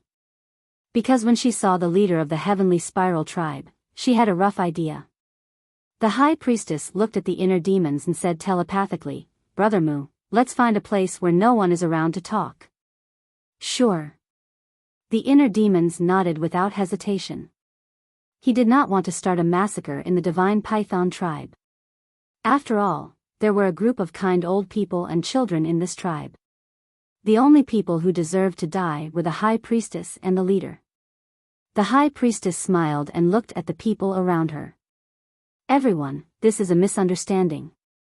We will take care of it. You don't have to worry." "Misunderstanding?" The group frowned. "Let's go." The high priestess did not explain further. She opened a portal and said to the leader of the divine python tribe. The leader of the divine python tribe's eyes flashed with murderous intent as he strode in. The inner demons smiled coldly, grabbed the leader of the heavenly spiral tribe, and entered the portal. As the inner demons, he was especially sensitive to murderous intent. Therefore, even though the leader of the divine python tribe hid it well, he had already seen through it. "Don't worry. When we come back, we will give you a satisfactory explanation." The high priestess smiled and said to the people around her. Then, she turned around and entered the portal. The night was as dark as ink. In the sky above a mountain, the leader of the divine python tribe was the first to appear. The murderous intent in his eyes was no longer concealed. The next moment, the inner demons also appeared. The leader of the divine python tribe suddenly turned around and grabbed the inner demon's head with his big hand like an eagle's claw. Hee, but the inner demons was not surprised at all. He smiled sinisterly, grabbed the leader of the heavenly spiral tribe, and retreated at lightning speed. "Want to leave? It's too late now." The leader of the divine python tribe sneered. His emperor's aura like a torrent rushed toward the inner demons. At this moment, the high priest also appeared. Seeing this, her expression changed slightly. She quickly stood in front of the godly python tribe's leader and shouted angrily, "When are you going to stop being wrong?" The chief of the divine python tribe shouted, "Do you think he will let us go?" Scram! The high priest sighed and said, "Can you stop being so stubborn? Let me talk to him." "There's nothing to talk about." The chief of the divine python tribe roared and pushed the high priest away. He looked at the inner demons and said, "As long as we capture you, your brother will walk right into our trap." Boom! After saying this, his aura completely erupted. He took a step forward and charged toward the inner demons, Qin Feiyang, with monstrous imperial might. "That good-for-nothing younger brother of mine is not as kind as you described him to be. Even if you were to kill me, I reckon that you would not even frown. However, I'm afraid you don't have the ability to kill me." The inner demons crippled the leader of the heavenly spiral tribe with a single palm strike and threw him into the castle. Then, they charged towards the leader of the divine python tribe. The leader of the heavenly spiral tribe still had some value, so he couldn't kill him. Seeing the leader of the heavenly spiral tribe disappear into thin air, a hint of doubt flashed across the high priest's eyes. "A mere 4-star combat emperor dares to challenge me? You're overestimating yourself." The leader of the divine python tribe laughed disdainfully. As he approached, his battle aura surged and he threw a punch at the inner demons. "So what if you're an 8-star combat emperor? I don't even need 10 moves to make you kneel and beg for mercy. This is the first move." The inner demons laughed arrogantly and activated the battle character art. A shocking battle intent rushed out of his body and he threw a punch. At this moment, he was like the combination of the god of war and the god of death, shocking the entire void. Boom! The two fists collided and the inner demons was immediately sent flying. The skin on his arm was lacerated, but with the protection of the battle character art, it wasn't fatal. What? When the chief of the divine python tribe saw this, his eyes widened in disbelief. One had to know. He was an 8-star combat emperor and his opponent was only a 4-star combat emperor. There was a difference of 4 small realms between them. It could be said that he had an absolute advantage in terms of cultivation. Moreover, he had used his battle aura and all of his strength in this punch. How was it that he didn't kill this person? Could it be that he was hiding his cultivation? However, he didn't know that the battle character art not only gave Qin Feiyang half an immortal body, but it could also dissipate half of the force. In other words, the inner demons had only endured half of the force from the previous punch. The remaining half had been dissipated by the battle character art. The strength of an 8-star combat emperor is only a so-so. I'm not in the mood to play with you. Quickly show me your true strength. Otherwise, you won't have a chance. The inner demons laughed arrogantly. He stood firmly in the void and a mighty dragon's aura exuded from his body. What? Dragon's aura? The leader of the divine python tribe was shocked once again. How could a human emit dragon's aura? Why is his blood purplish gold? The high priest was surprised. The inner demons ignored him. He quickly formed a seal with his hands and a palm-sized divine dragon seal appeared in the sky. The purplish gold dragon's aura circled around the seal. Divine light shone brightly and illuminated the night sky as if it was daytime. Be careful. The high priest's expression changed. What was that? The aura that it emitted made even her feel an inexplicable fear. It's just a bluff. What's there to be afraid of? The leader of the divine python tribe was disdainful. No matter how heaven-defying his techniques were, he was only a 4-star combat emperor. What could he do? He reached out with his hand, and his battle chi roared in the sky. A giant hand was condensed, and it covered the sky and the moon. It released a world-destroying might. Kill! Following his low roar, the giant hand shook in the void. With a deafening sound of wind and thunder, it pressed down on the divine dragon seal. A bluff? This is the second move. The inner demons grinned. The divine dragon seal expanded in the wind and became a giant divine seal in the blink of an eye. It was like a towering mountain that soared into the sky and collided with the giant hand. Rumble. Accompanied by an earth-shattering boom, the two of them exploded in the sky like fireworks, dazzling the eyes. Pfft. At the same time, the two of them spat out mouthfuls of blood and retreated. Their faces were pale. This is impossible. Both of us used perfect-grade combat arts.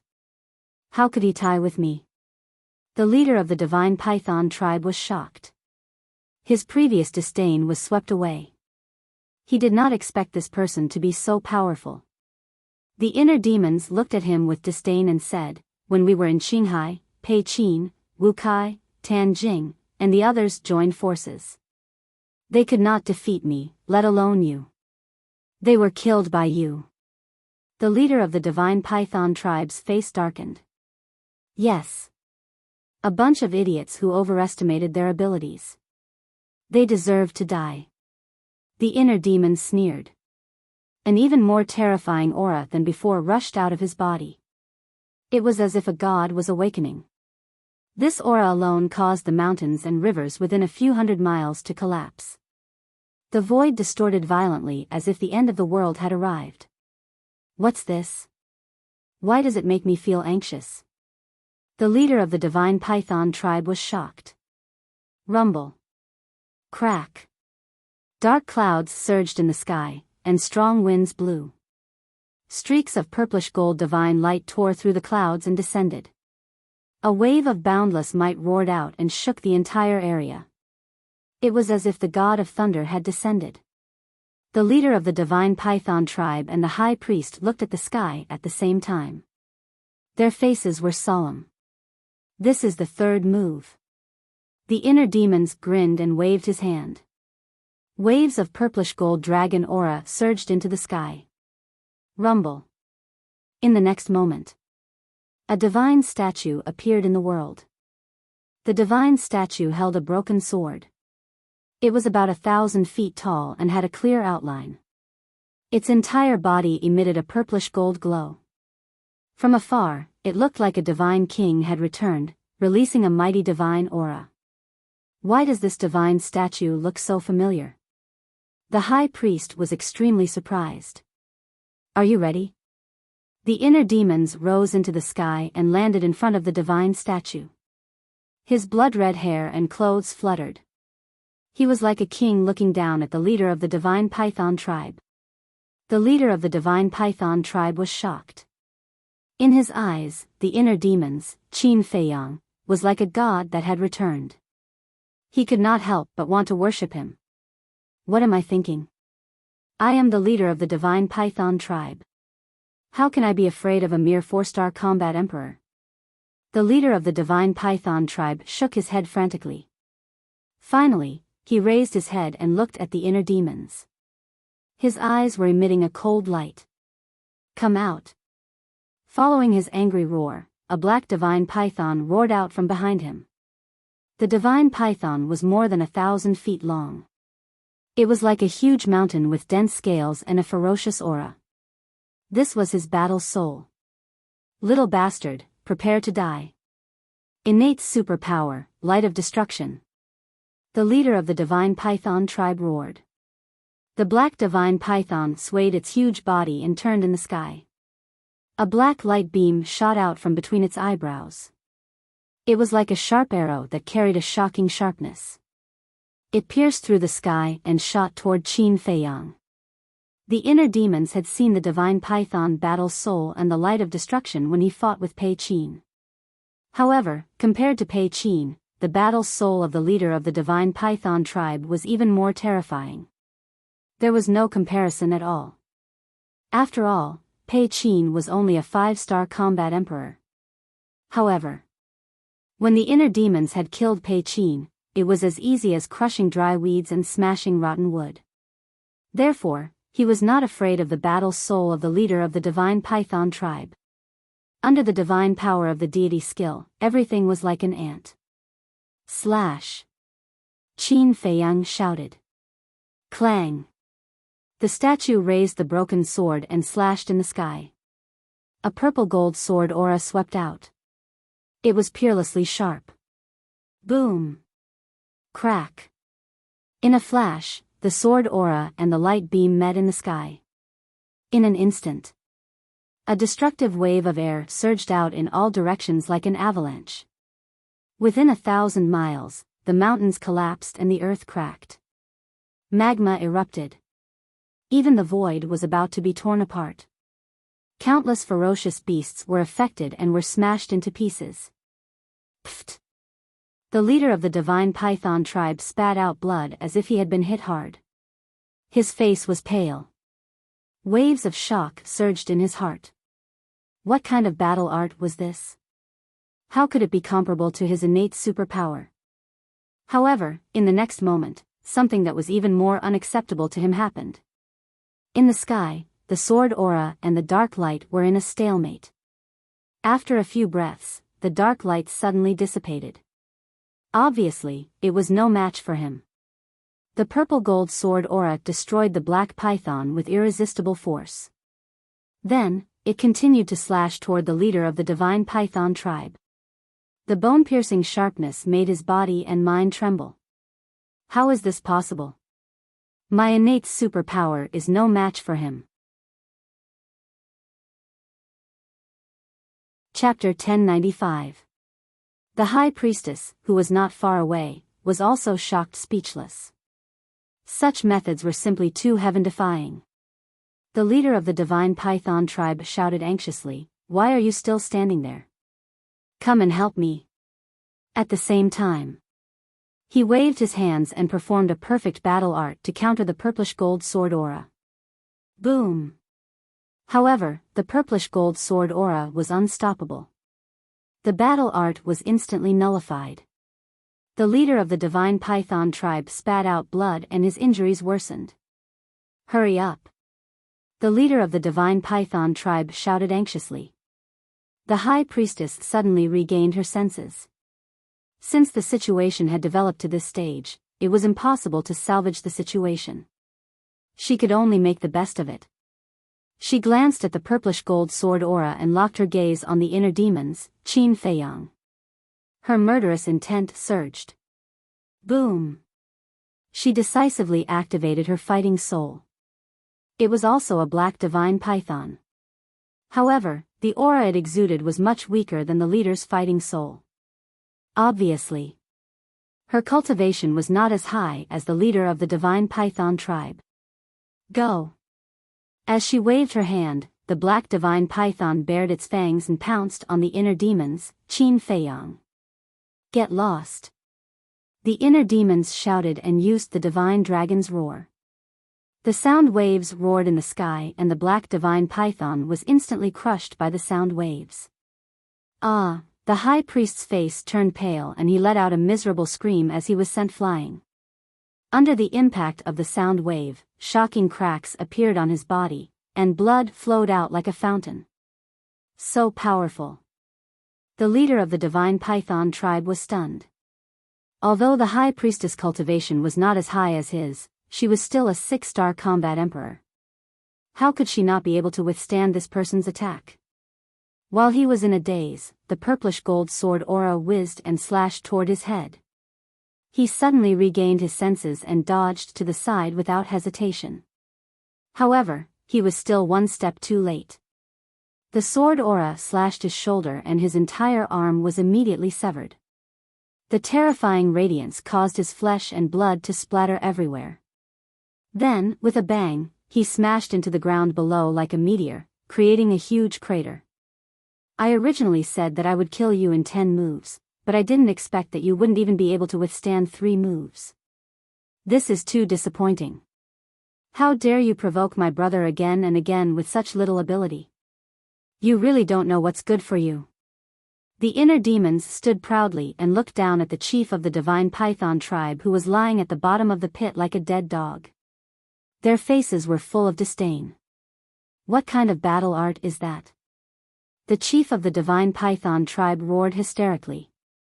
He didn't lose to this person, but to this person's battle art. The inner demon said, "You really want to know? Then I'll satisfy you. This is a divine art." What? The chief of the divine python tribe was dumbfounded. In the distance, the high priest was also shocked. This person actually had a deity art, and from the looks of it, he had more than one deity art. No wonder it was so ridiculously strong. A deity art was said to be a supreme killing technique created by a deity. How could a mere battle art compare to it? The high priest looked at the inner demons with fear. He rushed to the chief of the divine python tribe at lightning speed and said in a low voice, "Don't hesitate. We're no match for him. Let's go." Go? The inner demons smirked and said, "The moment you attacked, your deaths were already destined. If we want to leave, you can't stop us." The high priest looked at him coldly. He helped the chief of the divine python tribe up and turned to leave. Emperor Divine Prison. Roar. Boom.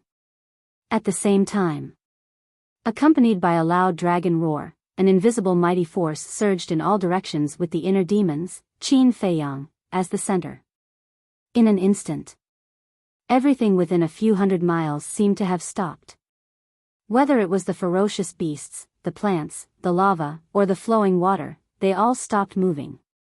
The high priest and the inner demons also stopped in the void. What's this? Could it be his aura? No, our cultivation is stronger than his. His aura can't imprison us. The high priest was bewildered. Do you think that's all I have? Since you two are so loving, I might as well send you both on your way. You'll have a companion when you go to hell.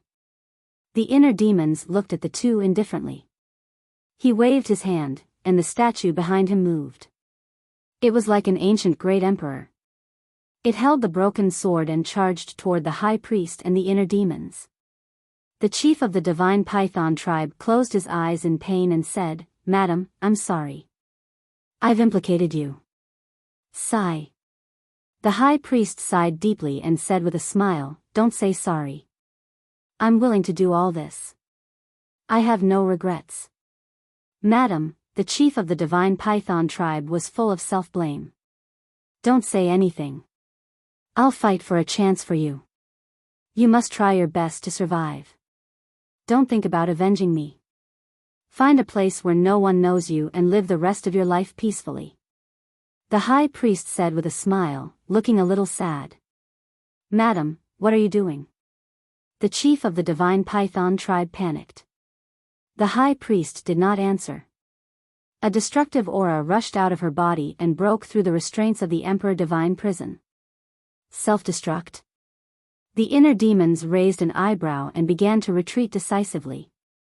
Madam, don't, the chief of the divine python tribe shouted anxiously. This is all I can do. Don't let me down. Don't hesitate, go. The high priest sent the chief of the divine python tribe flying with a palm strike. Then, with a loud roar, she charged toward the Emperor Divine statue without hesitation. Don't, the chief of the divine python tribe screamed in despair and sorrow. Goodbye. The high priest looked back and smiled. Her slender body crashed into the Emperor Divine statue, and a loud bang exploded between heaven and earth. Instantly, the sky shook. The void trembled. The earth sank.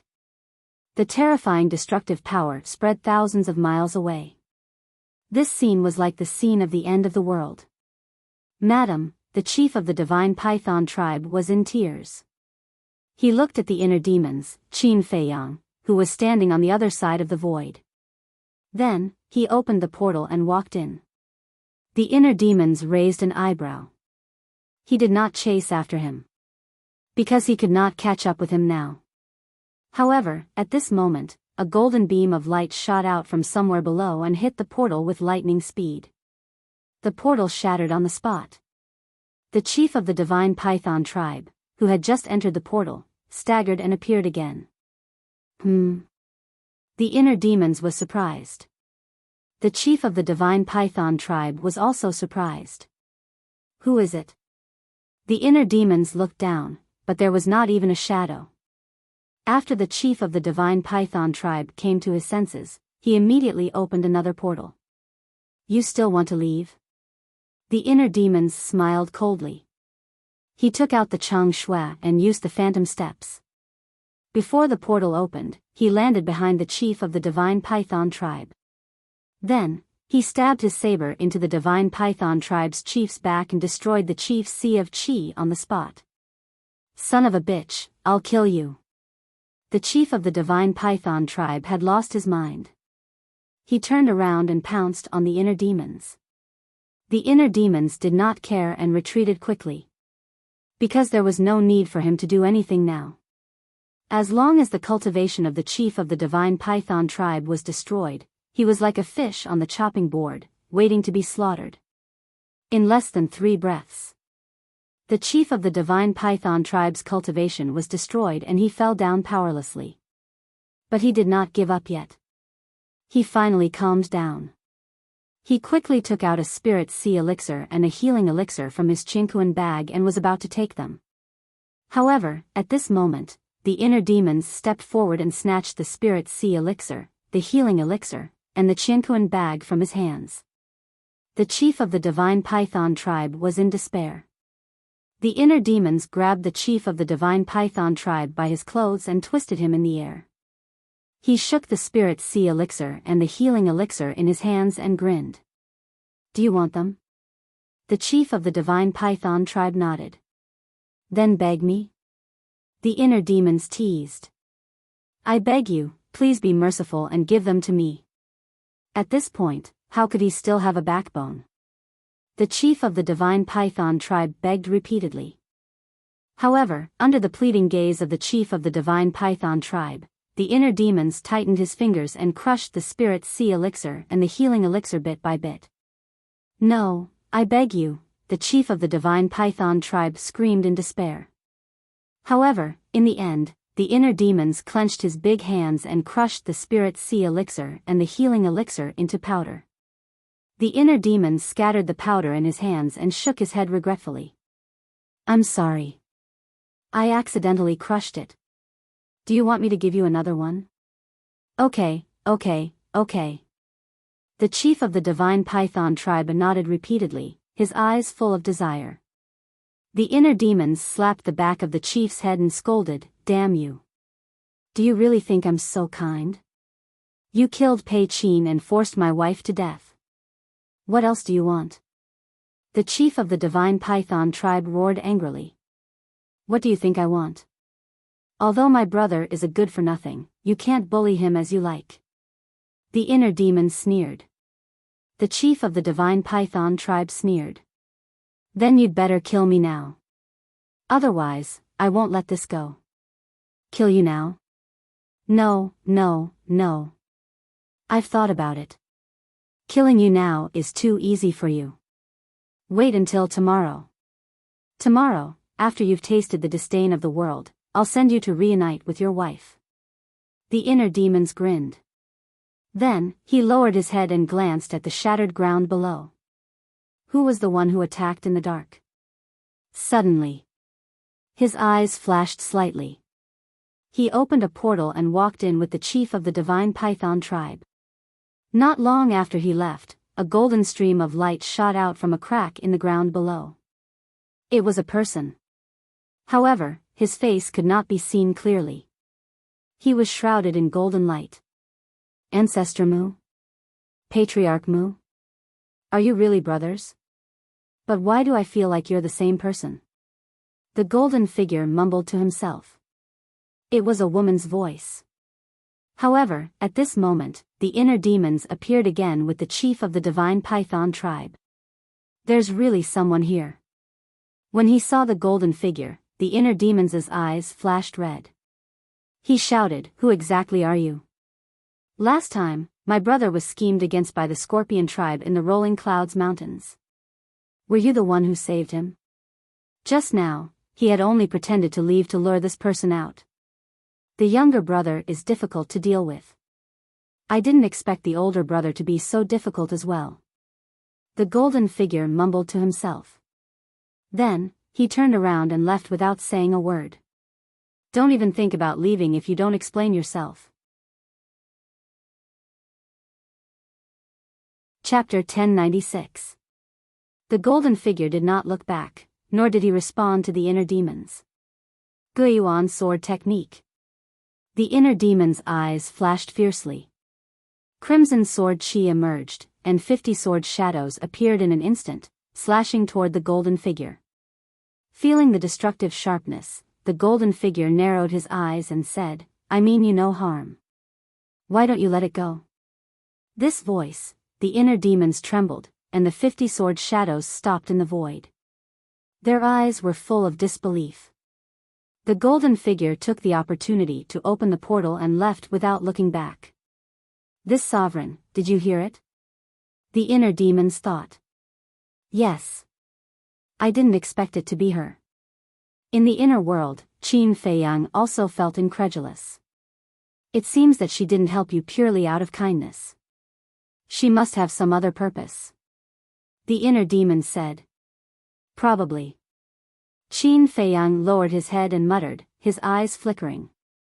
The inner demons also entered the castle with the divine python tribe's leader. What happened? Seeing the heavenly spiral tribe's leader lying on the ground like a dead dog covered in blood, the inner demons looked at Lu Hong and the others suspiciously. Viper smiled and said, "This person doesn't know what's good for him. After coming to the castle, he still wanted to cause trouble, so I gave him a good beating." The inner demons suddenly understood. He looked down at the heavenly spiral tribe's leader contemptuously and sneered, "Where do you think this is? Do you think this is a place for you to be presumptuous?" The heavenly spiral tribe's leader curled up, his eyes full of despair. "Where is this?" At the same time, the divine python tribe's leader glanced at Lu Hong and the others and the castle in surprise. The inner demons said proudly, "This is my space divine item." Space divine item? The divine python tribe's leader was suspicious. "Can't you see it? He is Qin Feiyang, the man who terrifies everyone."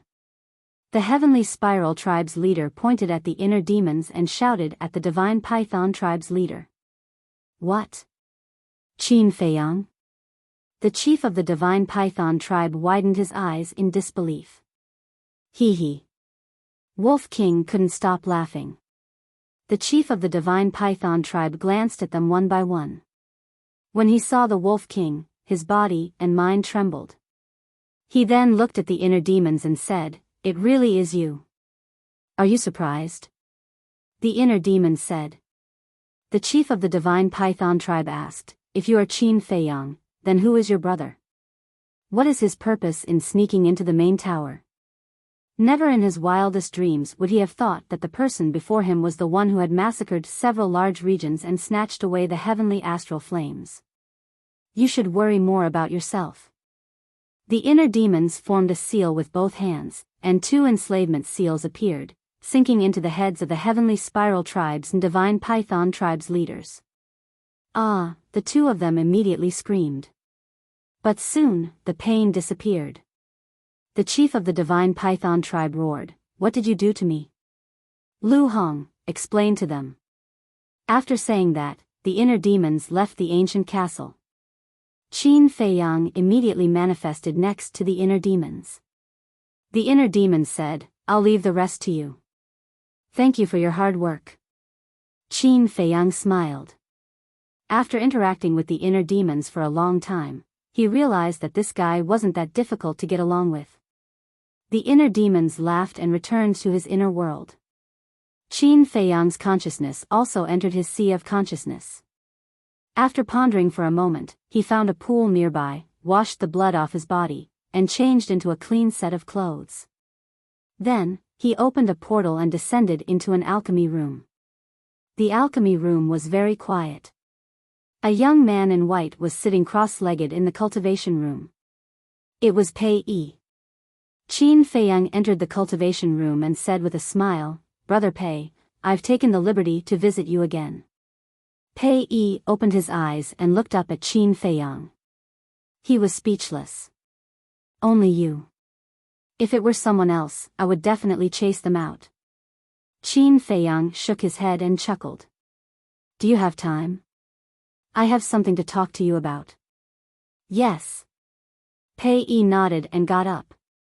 "Let's go to the lounge. We can talk while drinking." The 2 of them entered the lounge one after another and sat opposite each other in front of the coffee table. Pei Yi washed the tea set and asked while making tea, "What's the matter?" Qin Feiyang said, "Do you remember that I told you that there was more to your father's death when we were at the divine python tribe previously?" Slightly stunned, Pei Yi said apprehensively, "I remember that you didn't say that there was more to my father's death. Instead, you said that you wanted to tell me how he died." "Yes. That's what I said. However, there is indeed more to your father's death. I just didn't say it so bluntly back then," Qin Feiyang said. Pei Yi's gaze froze and he stopped what he was doing. He said in a low voice, "I hope you can tell me the truth." Qin Feiyang said, "Are you mentally prepared, then? Will this matter be a huge blow to me?" Pei Yi asked. "Very. It might even break you down." Qin Feiyang nodded. Pei Yi remained silent and began to make tea again. There was no expression on his face at all. No one knew what he was thinking. Gurgle. A few moments later, Pei Yi picked up the teapot and poured 2 cups of tea. He pushed 1 cup of tea towards Qin Feiyang while holding the other cup for himself. He then placed it beside his mouth and slowly sipped on it. Qin Feiyang was not in a hurry either. He sipped on the tea while waiting. All of a sudden, Pei Yi raised his head and downed the tea in 1 gulp. He then looked at Qin Feiyang and said smilingly, "I believe there's nothing that can affect me anymore. Tell me." Qin Feiyang took a deep breath and put down the teacup. Staring into Pei Yi's eyes, he said, "The real culprit behind your father's death is your uncle." Ka-cha. As soon as he said that, the teacup in Pei Yi's hand was crushed into pieces. A deafening silence filled the resting room. After some time, Pei Yi asked softly, "Do you have any evidence?" His tone was calm, as if he was not affected at all. "Yes." Qin Feiyang nodded. Pei Yi asked, when did you find out? On the day I accompanied you to retrieve your father's body, Fatso and I went to investigate. At that time, someone witnessed your uncle murdering your father.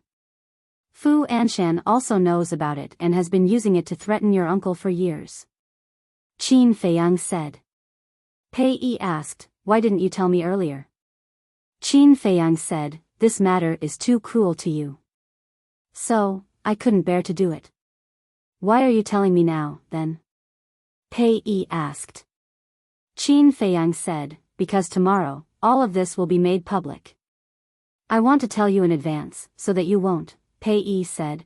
Are you afraid that I'll go berserk tomorrow? Qin Feiyang nodded. Pei Yi hung his head low again and remained silent. Qin Feiyang looked at him and asked with a frown, why don't you doubt my words at all? Because you don't have a motive to lie to me.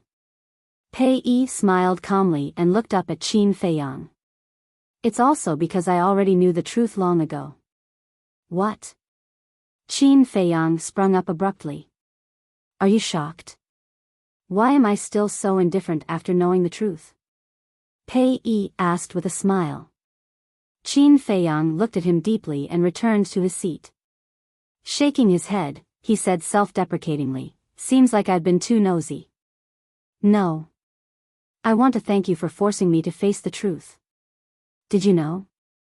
I've been avoiding it in the past because I didn't know how to face it.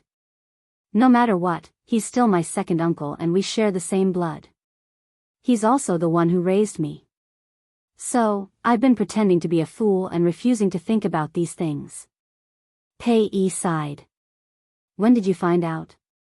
Qin Feiyang asked. Very, very long ago. I think it was when I was in my teens. I went to look for him one day and happened to overhear him talking to Pei Qin about it. So, you're not afraid that I'll go berserk tomorrow? Because I've already gone berserk countless times over the years and I've already become numb to it. Pei Yi shook his head and smiled. Ah. Qin Feiyang sighed and said, there must be another reason why you didn't expose him, right? Yes. Once this matter is exposed, the divine python tribe will definitely fall from grace and may even be squeezed out of the super tribes. Do you know? My ancestors have sacrificed a lot to make the divine python tribe what it is today. I can't let the tribe decline because of my personal affairs. Pei Yi smiled and said, full of vicissitudes and helplessness. Qin Feiyang looked at him with a complicated expression. For the sake of the tribe's honor, he was willing to put aside the blood feud and bear it alone. This person was really admirable. Qin Feiyang said, what about now? Will you stop me? No. Some things can't be avoided forever. There will be a day when you have to face it. I also believe that if it weren't for my second uncle who went too far, you wouldn't have done this. Pei Yi said. After chatting for a while, Qin Feiyang left. This conversation also gave him a comprehensive understanding of what kind of person Pei Yi was. He was responsible. He was responsible. He was magnanimous and had a great vision. He could conclude that this person would definitely become a formidable person in the future. The next day. North City. Early in the morning, the people of the transaction pavilion entered the central square, which was decorated with lanterns and colored banners. When the sun rose, Fu Anshan led a group of guards into the square with his head held high and his chest puffed out. He was in high spirits. Yen Wei followed behind him with a smile on his face. Fu Anshan walked to the center of the square and scanned the surroundings. Then, he looked at Yen Wei and instructed, go and check. Be careful and don't make any mistakes. Okay. Yen Wei nodded. Fu Anshan looked at the guards again and shouted, and you guys, keep a close eye on me. If my succession ceremony is ruined because of your negligence, I'll hold you responsible. Yes.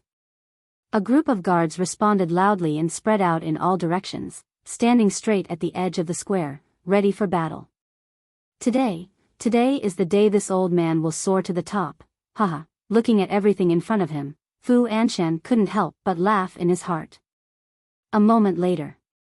Yan Wei returned to Fu Anshan and said with cupped fists, "Lord, I've checked. There's no problem. Well done. Later, you'll be in charge of monitoring the entire place. Once there are any changes, immediately think of a way to suppress them." Fu Anshan transmitted his voice. "Understood. Congratulations in advance, Lord." Yan Wei smiled obsequiously. Fu Anshan laughed and said, "Don't worry, when I soar, I won't shortchange you." "Thank you, Lord." Chapter 1097. The sun was high in the sky. Everything was ready and waiting for the guests to enter. Soon, a tall and sturdy man appeared in the air above the square. His face was stern and serious. It was Mo Yizhen. Fu Anshan immediately went forward and cupped his fists. "Brother Mo, welcome, welcome." Mo Yizhen also cupped his hands and smiled. "Brother Fu, congratulations." Fu Anshan chuckled and asked, "When will the pavilion master and vice pavilion master arrive?" "It should be soon. Old brother Fu, don't be anxious. You're already a deputy pavilion master. You won't be able to run away." Mo Yizhen smiled. Of course, of course." Fu Anshan nodded repeatedly. Suddenly, another figure descended in the sky above the square. This person looked middle-aged and was dressed in luxurious clothes. He had sword-like eyebrows that reached his temples and exuded an immense pressure. Seeing this person, Yan Wei hurriedly shouted loudly, "The Qilan tribe's leader has arrived." Fu Anshan's spirit was roused, and he hurriedly raised his head to look at the Qilan tribe's leader. He cupped his hands and said with a smile, "Brother Wu, long time no see. I trust you've been well since we last met." "Brother Wu, nice to meet you." Mo Yizhen also cupped his hands and smiled. The leader of the Qilan tribe landed in front of the two of them and said with a smile, "Nice to meet you, nice to meet you. Also, congratulations to Brother Fu for being promoted to Vice Pavilion Master. In the future, I hope Brother Fu will take care of me." "You're welcome. Brother Wu, please have a seat." Fu Anshan personally led the Qilan tribe's leader to a seat in the center. After the Qilan tribe's leader sat down, he smiled and said, "Brother Fu, you don't have to pay attention to me. Go and busy yourself." "That's good. Brother Wu, please help yourself." Fu Anshan nodded with a smile and prepared to welcome the next guest. The square had already become a sea of people, and it was extremely lively. The leader of the Adamantine tribe has arrived. Suddenly, Yan Wei's shout rang out again.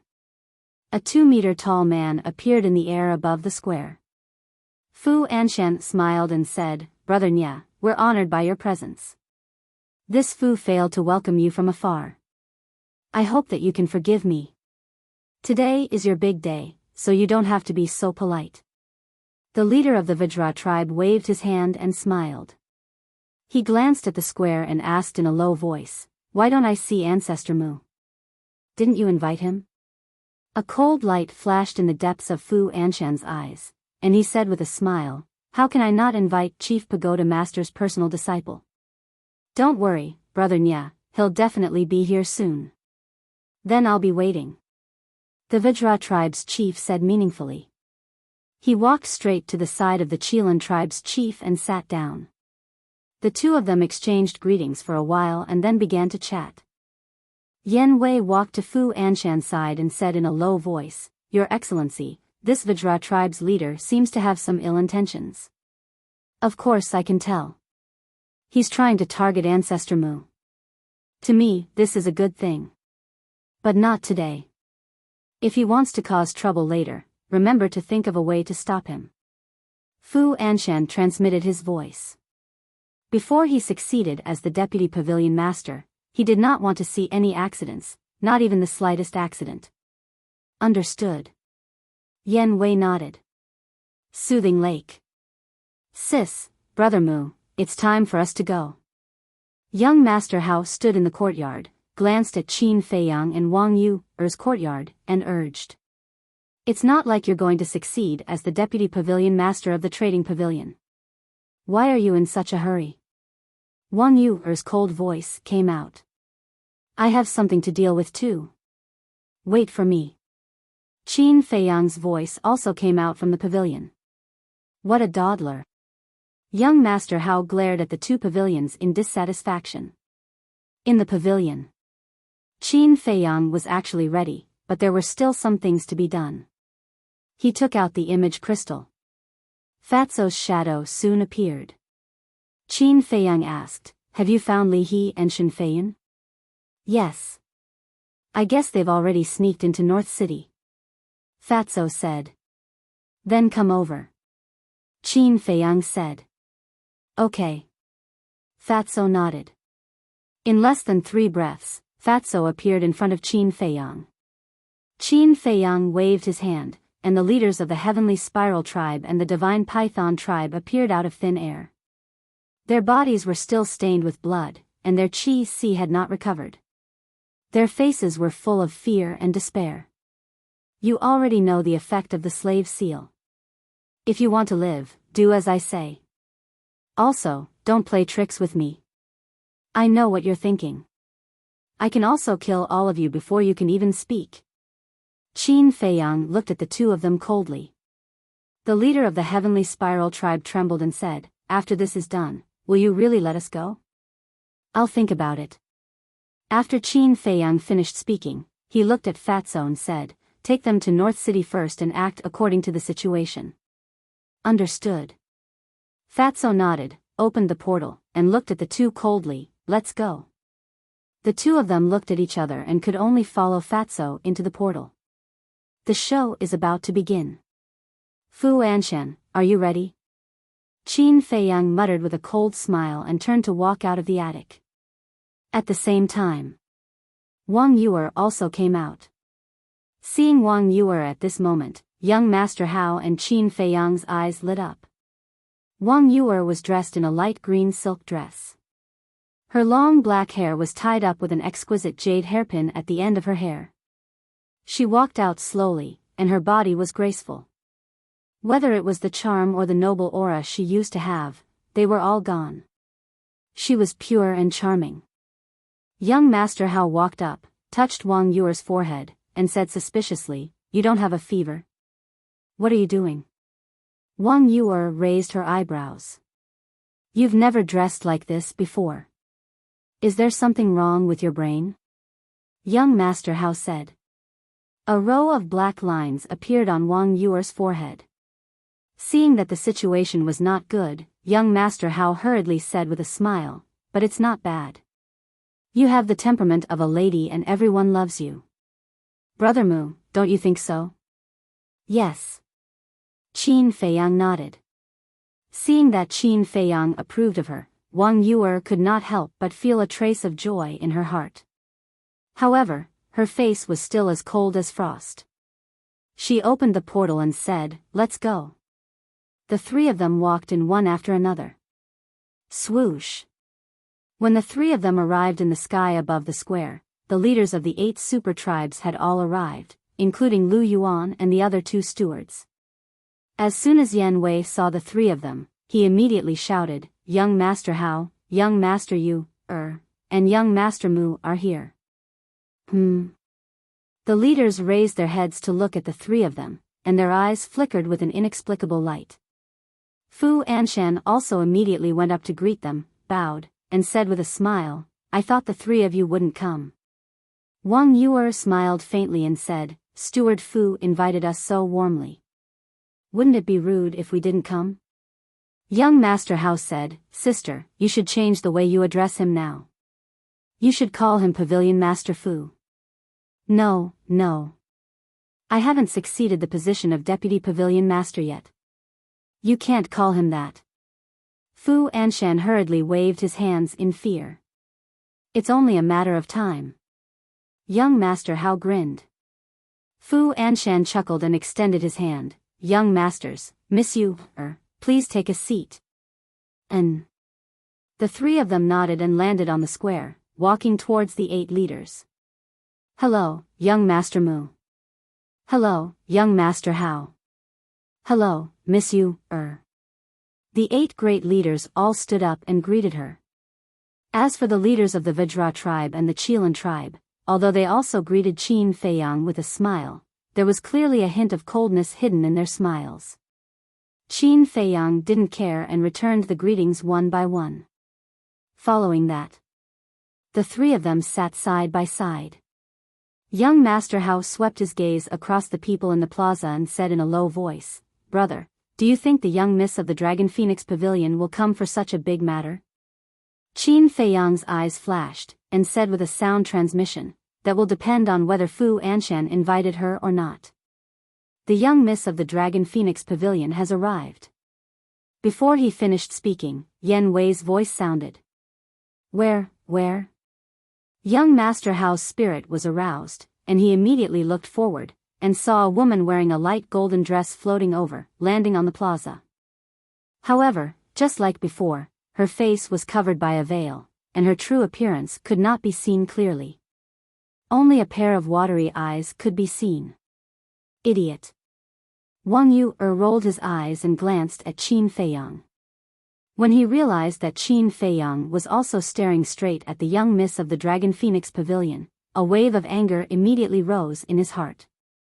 These stinking men were indeed all the same. The young miss of the Dragon Phoenix Pavilion swept a glance at Qin Feiyang and young Master Hao, then walked in front of Fu Anshan and bowed with a smile. "Congratulations to Elder Fu for being promoted to Vice Pavilion Master." Fu Anshan hurriedly said, "You're welcome, miss, please take a seat." Here, young Master Hao immediately waved to the young miss of the Dragon Phoenix Pavilion. Wang Yu said angrily, "You're a man, can't you have some backbone?" However, young Master Hao turned a deaf ear to him, his eyes filled with anticipation. The young miss of the Dragon Phoenix Pavilion looked at young Master Hao and shook her head with a smile. Then, she slowly walked in front of the 3 of them and smiled at Qin Feiyang. "Young Master, we meet again." "Nice to meet you." Qin Feiyang nodded. Young Master Hao called out, Come, sit beside me." "Thank you, young Master Hao." The young miss of the Dragon Phoenix Pavilion bowed politely, turned around and sat on the chair.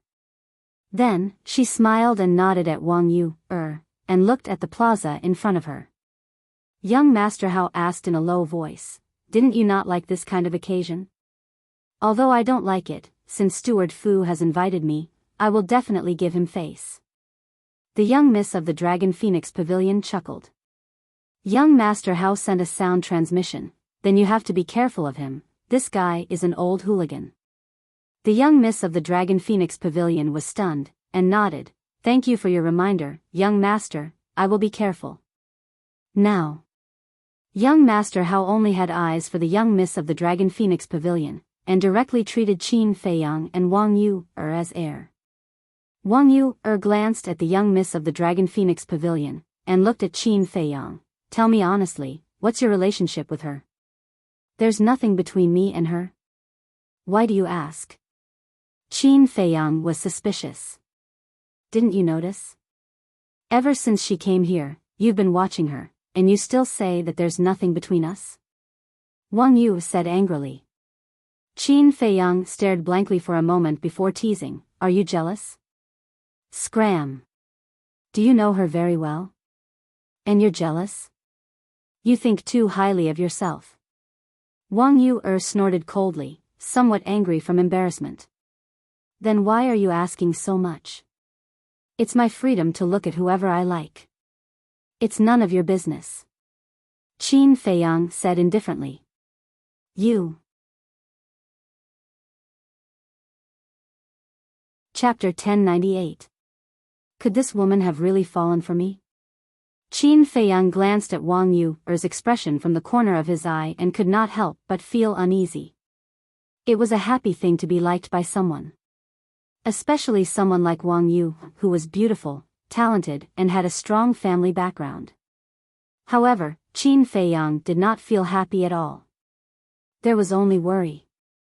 What's going on? Why isn't the leader of the Divine Python tribe here yet? Suddenly, the leader of the Diamond tribe asked suspiciously. That's right. I haven't seen him. Everyone reacted with puzzlement on their faces. The leader of the Diamond Tribe looked at Fu Anshan and asked, Brother Fu, didn't you invite him? I did. Fu Anshan nodded and thought for a moment before smiling. He might have been delayed by something. Let's wait a little longer. I'm late. Please forgive me, everyone. However, before he finished, an old voice sounded from above. Everyone looked up and saw a red-haired old man standing in the sky. He was wearing a bright red robe and exuded an unfathomable aura. However, upon closer inspection, one would realize that there was a hint of worry between his brows. Aren't you the Grand Elder of the Divine Python tribe? Why are you here? Where's your leader? The leader of the Diamond Tribe and the others looked at him in shock. Our leader was delayed by something and couldn't come personally. That's why he sent me to attend the ceremony. I'm really sorry. The red-haired old man smiled. Fu Anshan waved it off. It's fine, it's my honor that the Grand Elder is here personally. Please take a seat. The red-haired old man smiled and landed beside Qin Feiyang. He sat on the seat beside him and sent a voice transmission, Young friend, can you tell me where my leader and high priest are now? How would I know where your leader and high priest are? Qin Feiyang's eyes flashed and he turned to look at the red-haired old man in confusion. Young friend, let's not beat around the bush. Last night, your brother came to my divine python tribe and left with the leader and high priest. They haven't returned yet. Sending a message to them is like throwing a stone into the ocean. Little friend, I don't know what grudge you have with our leader, but please don't harm him. The red-haired old man pleaded. Qin Feiyang smiled and said, how can I hurt him with my little ability? Old man, I really don't know. Why don't I ask my big brother after the ceremony? Thank you very much. The red-haired old man said gratefully. Pavilion Master, Vice Pavilion Master has arrived. At this moment, Yen Wei's voice sounded again. The square immediately quieted down. Everyone looked up and saw two old men standing in the air. One of them was wearing a long white robe.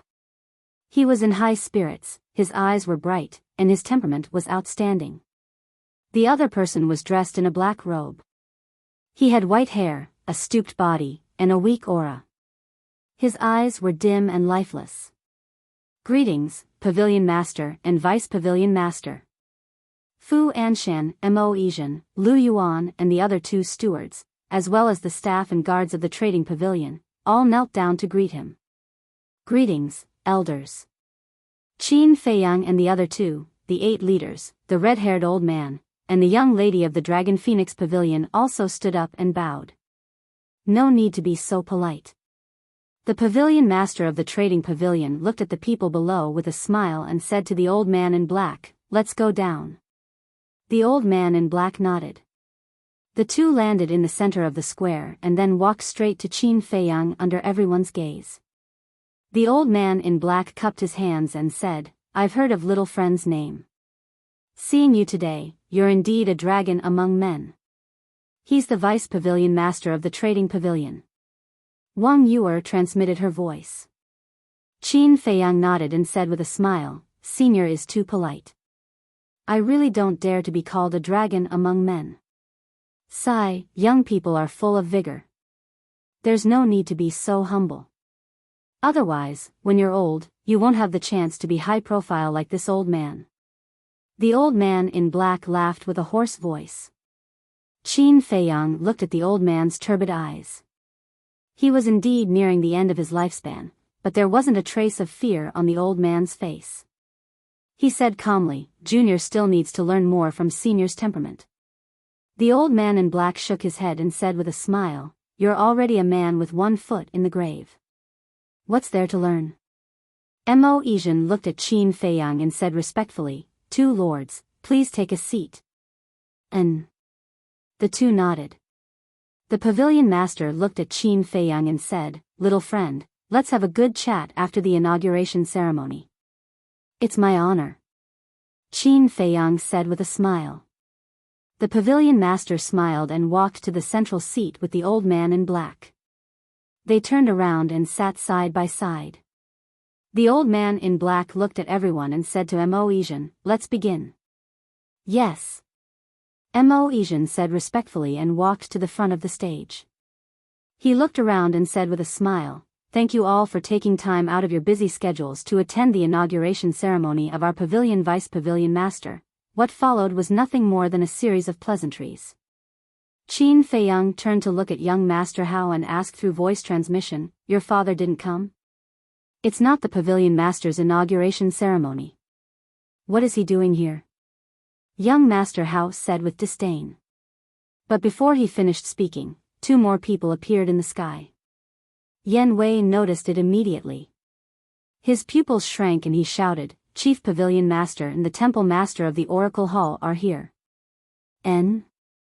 Everyone was surprised and looked up. Immediately, everyone stood up and bowed to welcome them. What is the old man doing here? Young Master Hao was surprised. Qin Feiyang looked at the Pavilion Master and Vice Pavilion Master. The 2 of them were also surprised.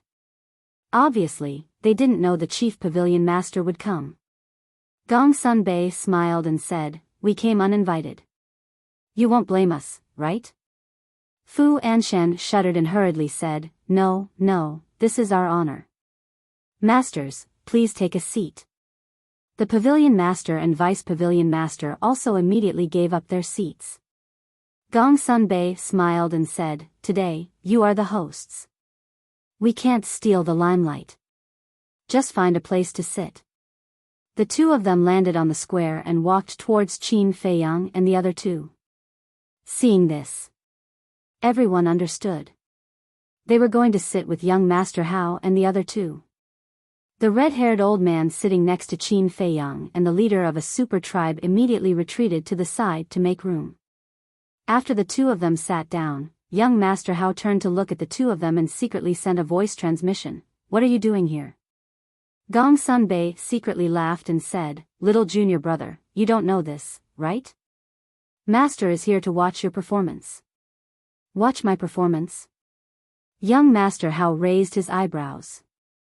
Gong Sun Bei said, "Didn't you tell me last time that you would expose Fu Anshan's true colors today?" "I see." Young Master Hao suddenly realized and chuckled, "Don't worry, I will definitely let you guys watch a good show. Then I'll look forward to it." Gong Sun Bei smiled. Although the Chief Tower Master didn't say anything, there was a hint of anticipation in his eyes. The Pavilion Master looked at Mo Asian and said, "Let's cut the formalities and get started." "Yes." Mo Asian nodded, glanced at everyone present, and said with a smile, "Now, let's invite Steward Fu Anshan to come on stage." Hearing this, Fu Anshan took a deep breath and strode onto the high platform. "First of all, I would like to thank everyone for coming to participate in the succession ceremony, especially the Chief Tower Master. I am flattered. Secondly, I would like to thank the 2 Pavilion Masters. If it weren't for your nurturing, I wouldn't be where I am today. I hereby swear that in the future, I will do my best to manage the trading pavilion wholeheartedly and strive to bring the trading pavilion to the next level." Fu Anshan's impassioned speech. The applause continued. Qin Feiyang and young Master Hao were also applauding, but there was a hint of playfulness on their faces. After Fu Anshan finished his speech, Mo Asian took a step forward and said, "Then now, let's invite the Vice Pavilion Master to come on stage." The applause was thunderous. The old man in black got up and walked up the high platform shakily. He smiled and said, "We have all seen Fu Anshan's ability. With him helping this old man manage the trading pavilion, this old man can rest assured and enjoy the rest of his life." As he said that, he took out a square seal from his arms. The square seal was the size of a baby's fist. It was as white as jade, and there was a fire phoenix pattern engraved on it, emitting a hazy light. This was the Vice Pavilion Master's jade seal. As long as the jade seal was in Fu Anshan's hands, he would officially become the Vice Pavilion Master of the Trading Pavilion. So at this moment, he looked at the jade seal with unprecedented excitement in his heart. He couldn't suppress it even if he wanted to. The old man in black turned around, looked at Fu Anshan, and said with a smile, "Now this old man will give it to you. I hope you can cherish everything you have now." "I will." Fu Anshan nodded, bent down and stretched out his hands. "It's my turn." Young Master Hao laughed coldly. Qin Feiyang held him down and sent a sound transmission, "Wait a little longer." "Still waiting?" Young Master Hao raised his eyebrows, but he also heard Qin Feiyang's words. Because he knew that Qin Feiyang definitely had a reason for doing this. Moreover, if not for Qin Feiyang's help this time, he wouldn't have been able to grasp Fu Anshan's weakness. The old man in black lowered his head and looked at the jade seal. There was a trace of reluctance in his eyes, but in the end, he still handed it over to Fu Anshan. Finally, I've become the vice pavilion master of the trading pavilion." Fu Anshan looked at the jade seal in his hand, his old eyes filled with excitement, feeling as if he was dreaming. "Congratulations. This is a congratulatory gift that I have prepared. Vice Pavilion Master, please accept it." With a wave of the Qilan tribe's hand, an exquisite gift box flew towards Fu Anshan. Fu Anshan regained his senses and caught the gift box. Without even looking at it, he hurriedly thanked him, "Thank you, Brother Wu." The other leaders and the Divine Python tribe's Grand Elder also sent out congratulatory gifts. The young lady of the Dragon Phoenix house also sent a jar of Dragon Phoenix wine. Seeing that Qin Feiyang was indifferent, the leader of the Vajra tribe chuckled and said, "Brother Mu, I believe you have also prepared a congratulatory gift. Take it out and let us old fellows see it." "That's right. With your identity, it must be something extraordinary." The leader of the Qilan tribe laughed.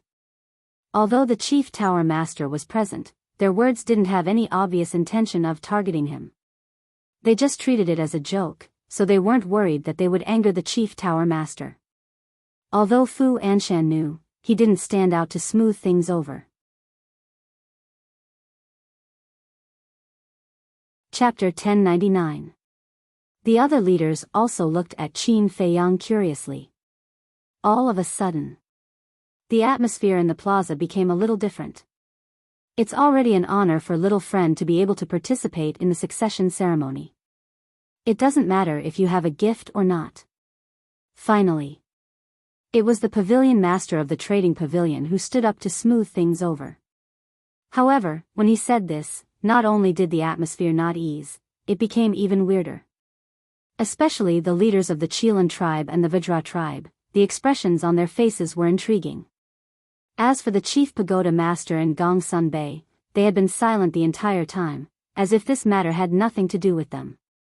Qin Feiyang scanned the crowd and suddenly laughed. Of course, he knew what these people were thinking. They just wanted to see him embarrass himself in public. But how could such a thing happen to him? "Senior, this junior is not someone who does not understand etiquette. For such a joyous occasion, I will definitely prepare a congratulatory gift." And as everyone said, it is indeed a few big gifts. Listen up, it's not one, it's a few. However, I can't take it out yet. Please allow this junior to keep you in suspense. Qin Feiyang turned to look at the pavilion master of the trading pavilion and smiled faintly. The pavilion master of the trading pavilion was slightly startled, and nodded with a smile, "Little friend, as you wish." What gift? So mysterious. The leaders looked at each other, their eyes filled with suspicion. Young Master Hao swept his gaze across the crowd, then looked at Fu Anshan who was standing on the high platform in high spirits, and sent a sound transmission, "Brother Mu, do you still want to wait?" "No rush." Qin Feiyang waved his hand. "Next." The old man in black said a few more words of emotion, then left the platform and returned to his seat. Mo Yizhen took a step forward and said with a smile, "The succession ceremony can be considered to have come to a perfect end. Now, I would like to invite everyone to the Dragon and Phoenix Pavilion. We have already prepared a banquet." Young Master Hao said anxiously, "Brother Mu, if you don't make a move now, it will be too late." Qin Feiyang did not reply, and stared at Fu Anshan. Just as everyone heard Mo Yizhen's words and stood up, Fu Anshan also woke up from his excitement. Seeing that everyone was preparing to go to the Dragon and Phoenix Pavilion, he quickly put away the jade seal and stretched out his hand. Everyone, wait. Everyone turned around and looked at him suspiciously. Fu Anshan laughed, taking advantage of today's joyous occasion. I have another joyous occasion to announce. What good news? Everyone was curious. I believe many of you know that I lost my wife in my early years, leaving behind my only son, Fu Xiong. However, Fu Xiong died in a foreign land some time ago, so I plan to marry another wife to continue the line of the Fu family. Fu Anshan smiled. This is indeed a good thing. Double happiness. Brother Fu, congratulations, congratulations. I wonder which family's lady is so lucky to be chosen by Brother Fu? The chief of the Adamantine tribe asked. Her name is Li Yan.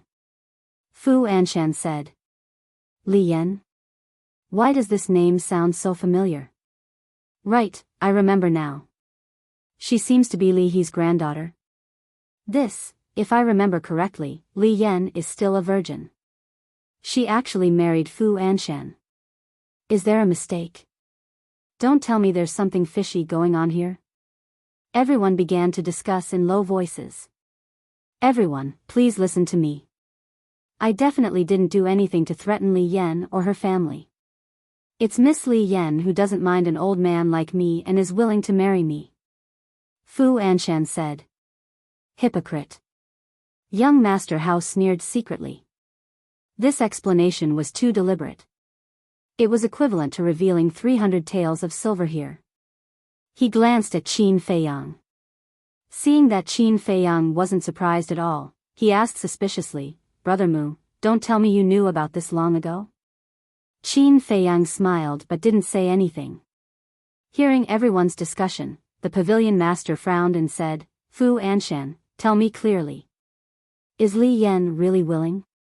Fu Anshan hurriedly said, Sir, this is absolutely true. If you don't believe me, you can ask her herself. Where is she? Everyone scanned the crowd around the square. It's her. She's Li He's granddaughter, Li Yan. The crowd on the left suddenly became restless. Everyone looked over and saw Li Yan, accompanied by a middle-aged couple, slowly walking into the square. The middle-aged couple was Li Yan's parents. Fu Anshan went up to her with a smile and said, Miss Li Yan, please tell everyone. As he spoke, a hint of threat flashed across his eyes. Li Yan looked at him coldly and walked straight up the platform. Fu Anshan and the middle-aged couple followed closely behind her. The pavilion master looked at Li Yan and asked, Are you really willing to marry Fu Anshan? If it was voluntary, even if there was a huge difference in seniority and age between the two, outsiders couldn't say anything. Li Yan glanced at the crowd and remained silent. Fu Anshan couldn't help but become anxious and transmitted his voice. Now that I'm the deputy pavilion master of the transaction pavilion, you'd better not play any tricks. However, Li Yan turned a deaf ear to him and her gaze fell on Qin Feiyang. Qin Feiyang smiled and nodded. Li Yan took a deep breath and said, I didn't do it willingly. He threatened me. If I didn't marry him, he would deal with my Li family. Yan, The middle-aged couple shouted. Fu Anshan clenched his fists and a fierce glint flashed across his eyes. It was indeed a threat. I knew it. Li Yan is so young and beautiful. How could she like an old man? An old cow eating young grass. This Fu Anshan is too much. The crowd around the square was in an uproar. The pavilion master of the transaction pavilion frowned and said in a deep voice, Fu Anshan, give me an explanation immediately. Fu Anshan panicked and turned to look at Li Yan. Miss Li Yan, there are so many important people present. Don't joke around. As he spoke, he gave the middle-aged couple a look. That's right. Yan, now is not the time to be willful. Quickly answer the pavilion master truthfully. The middle-aged couple was afraid that Fu Anshan would take revenge and hurriedly persuaded Li Yan in a low voice. No. I'm not joking. It's him. He repeatedly threatened my parents. He said that if I don't marry him, when he takes the position of Deputy Pavilion Master, he will make my Li family disappear from the Central Divine Kingdom. Li Yan shook her head and sneered. Fu Anshan's eyes suddenly became fierce. Clap. At this moment, a loud applause sounded in the square. Everyone looked in the direction of the sound and saw that the person clapping was Qin Feiyang. And Qin Feiyang's face was full of smiles. Fu Anshan raised his eyebrows and asked in confusion, "Brother Mu, why are you doing this?"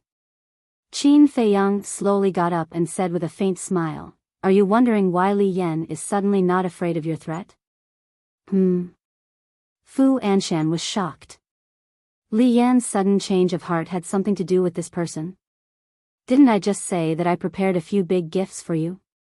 Li Yan's counterattack is the first big gift. Qin Feiyang said.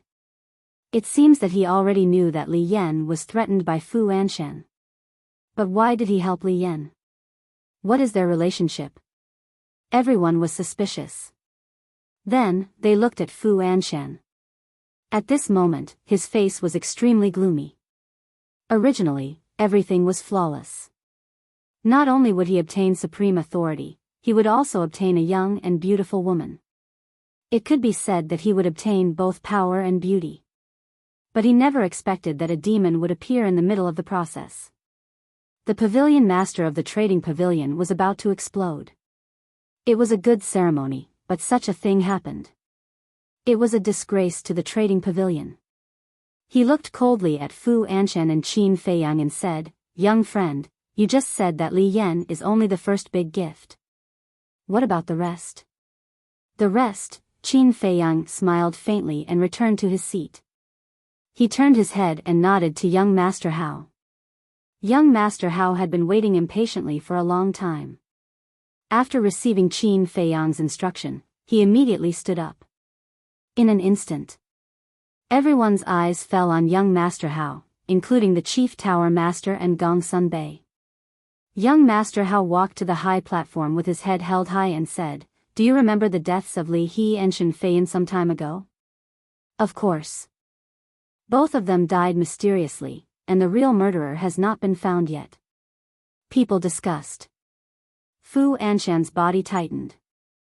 He looked at young Master Hao next to him and couldn't help but break out in a cold sweat. He was guilty. Young Master Hao turned his head and looked at Fu Anshan suspiciously. "Why are you sweating? Is it hot?" "A little." Fu Anshan quickly nodded. Young Master Hao smiled mockingly. He looked at the crowd and said, "Everyone may think that the death of Li He and Shen Feiyan will become an unsolved case. But I can tell you clearly that it will never be. Because I have already found out who the murderer is."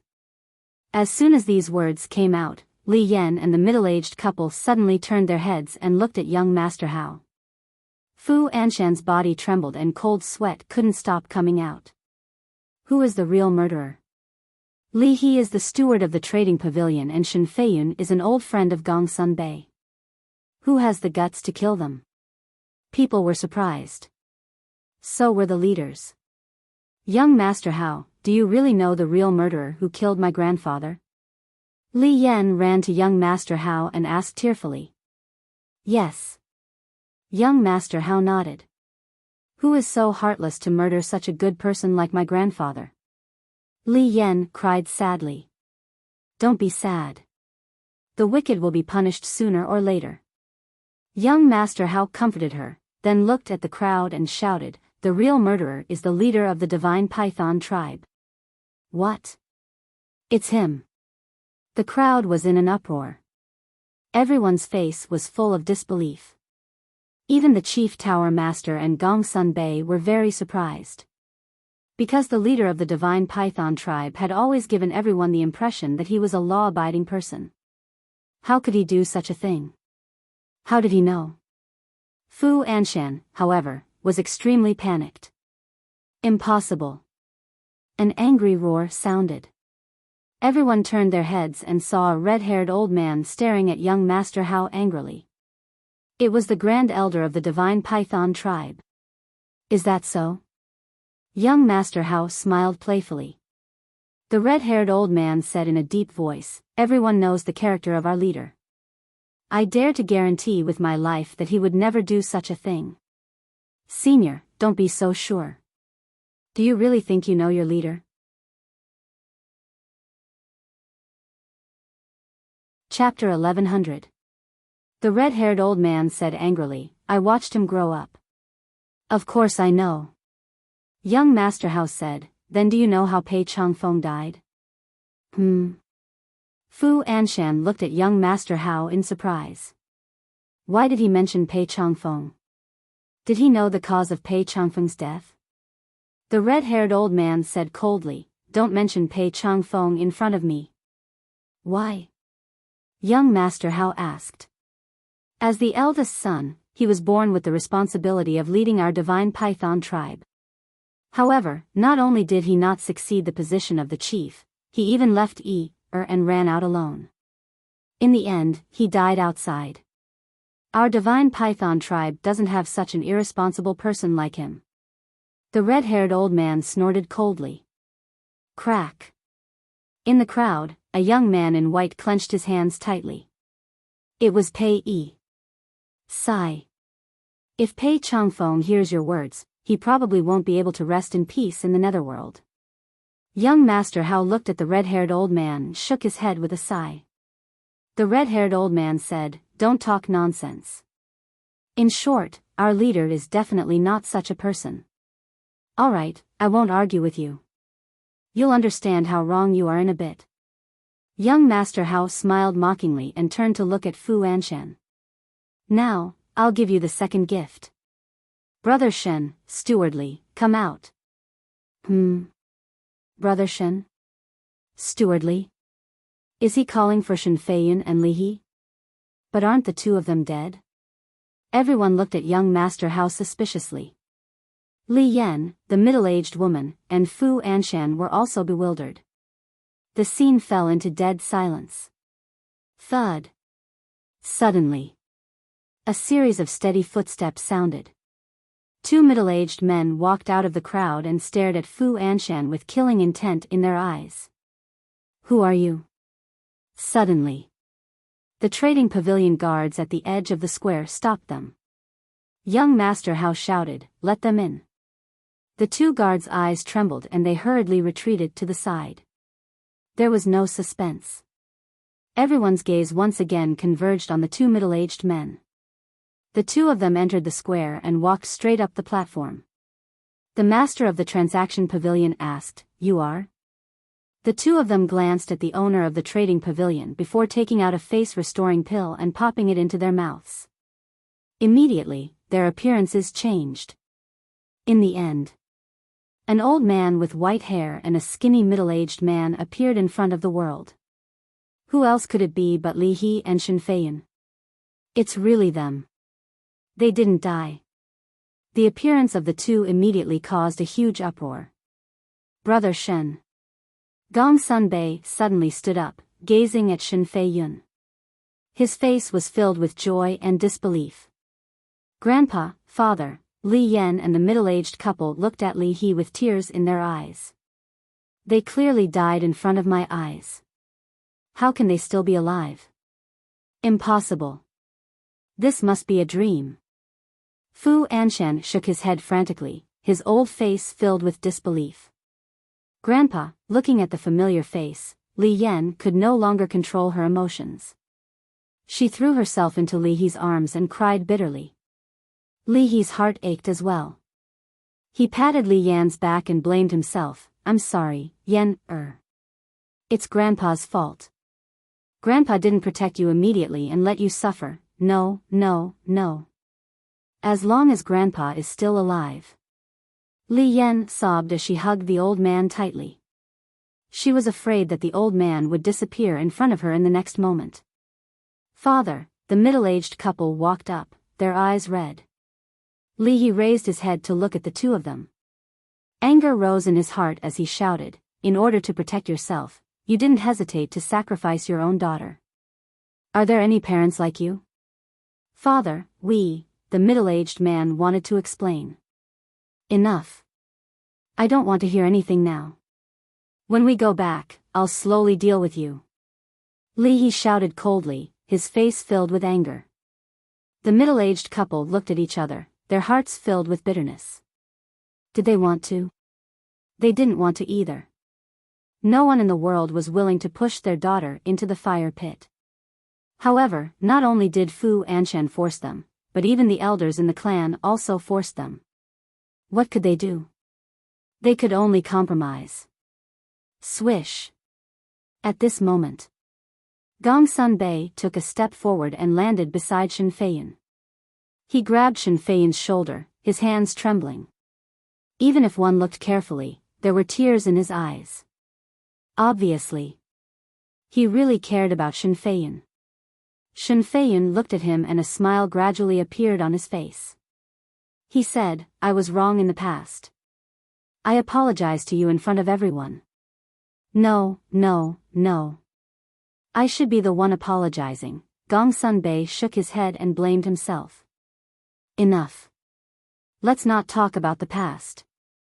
Now I just want to know, do you still recognize me as your big brother?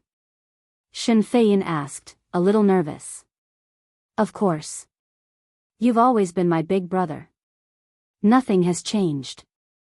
Gong Sun Bei nodded. A man doesn't cry easily. However, at this moment, the two middle-aged men hugged each other and couldn't help but shed tears. They finally reconciled. Wang Yu murmured. Qin Feiyang smiled and said, after experiencing a death calamity, one's state of mind will definitely change. Shen Feiyan can be considered to have profited from a disaster and saved this rare friendship. That's right. Speaking of which, I have to thank Fu Anshan and the leader of the Divine Python tribe.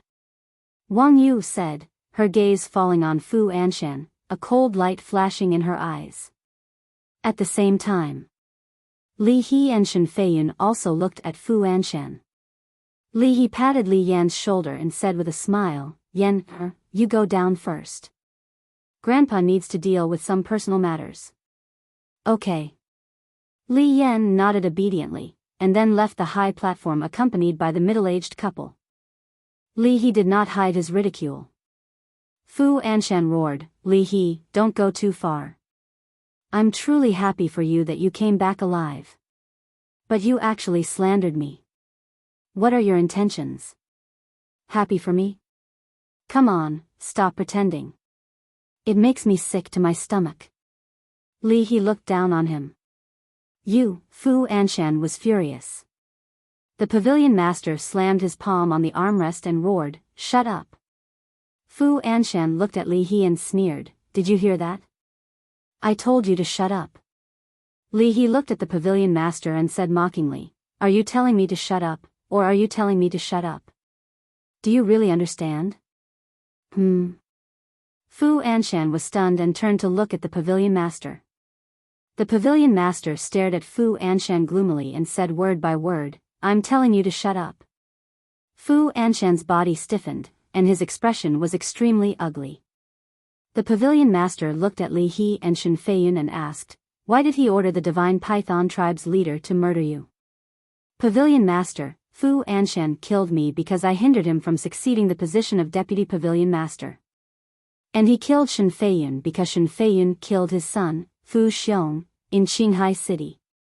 And in order to avenge Fu Xiong, he even sent his confidant, Fu Han, to Qinghai City to assassinate Ancestor Mu, young Master Hao, and Wang Yu. Li He said. What? The leaders were dumbfounded. They had a tacit understanding about Qin Feiyang and had the thought of getting rid of him. But young Master Hao and Wang Yu, one was the Chief Tower Master's biological son and the other was Wang Su's biological daughter. Who dared to touch them? Chapter 1101. Everyone looked at the Chief Pagoda Master again, only to see that his expression was indifferent, as if he was not angry. But everyone knew. If this was true, then Fu Anshan would definitely die a miserable death. Bastard! The pavilion master of the trading pavilion was also fuming with rage, and his lungs were about to explode. Swoosh! Suddenly, he landed on the high platform and slapped Fu Anshan's face in front of everyone. Ah! Fu Anshan screamed in pain and flew out on the spot. His nose was bruised and his eyes were swollen. But he could no longer care about the pain and hurriedly got up. He knelt in front of the pavilion master and exclaimed, "Sir, I'm innocent. Kneel properly and shut up." The pavilion master shouted and turned to look at young Master Hao. He asked with a smile, "Is there really such a thing?" Young Master Hao nodded. The pavilion master clenched his fists, his old eyes flashing with killing intent. He lowered his head to look at Fu Anshan and said in disappointment, "I really didn't expect you to do so many stupid things." "No, absolutely not." Fu Anshan hurriedly shook his head and looked at young Master Hao. "Young Master Hao, since you said that I sent someone to assassinate you, then take out the evidence." Young Master Hao said indifferently, "I don't have evidence, but as the son of the chief pagoda master, would I lie? If you don't have evidence, what nonsense are you talking about? Even if you are the son of the chief pagoda master, you can't slander others." Fu Anshan's heart calmed down a lot. Young Master Hao said playfully, "Are you thinking that as long as I don't have evidence, you still have a chance to turn things around?" Fu Anshan's eyes flashed with mockery. He had seen the video of Fu Han's confession in young Master Hao's hands, but as long as he insisted that Fu Han was the one who carried him, then he would at most be accused of lax discipline and would not lose his life. "You're too naive." Young Master Hao shook his head and smiled, looking at Qin Feiyang.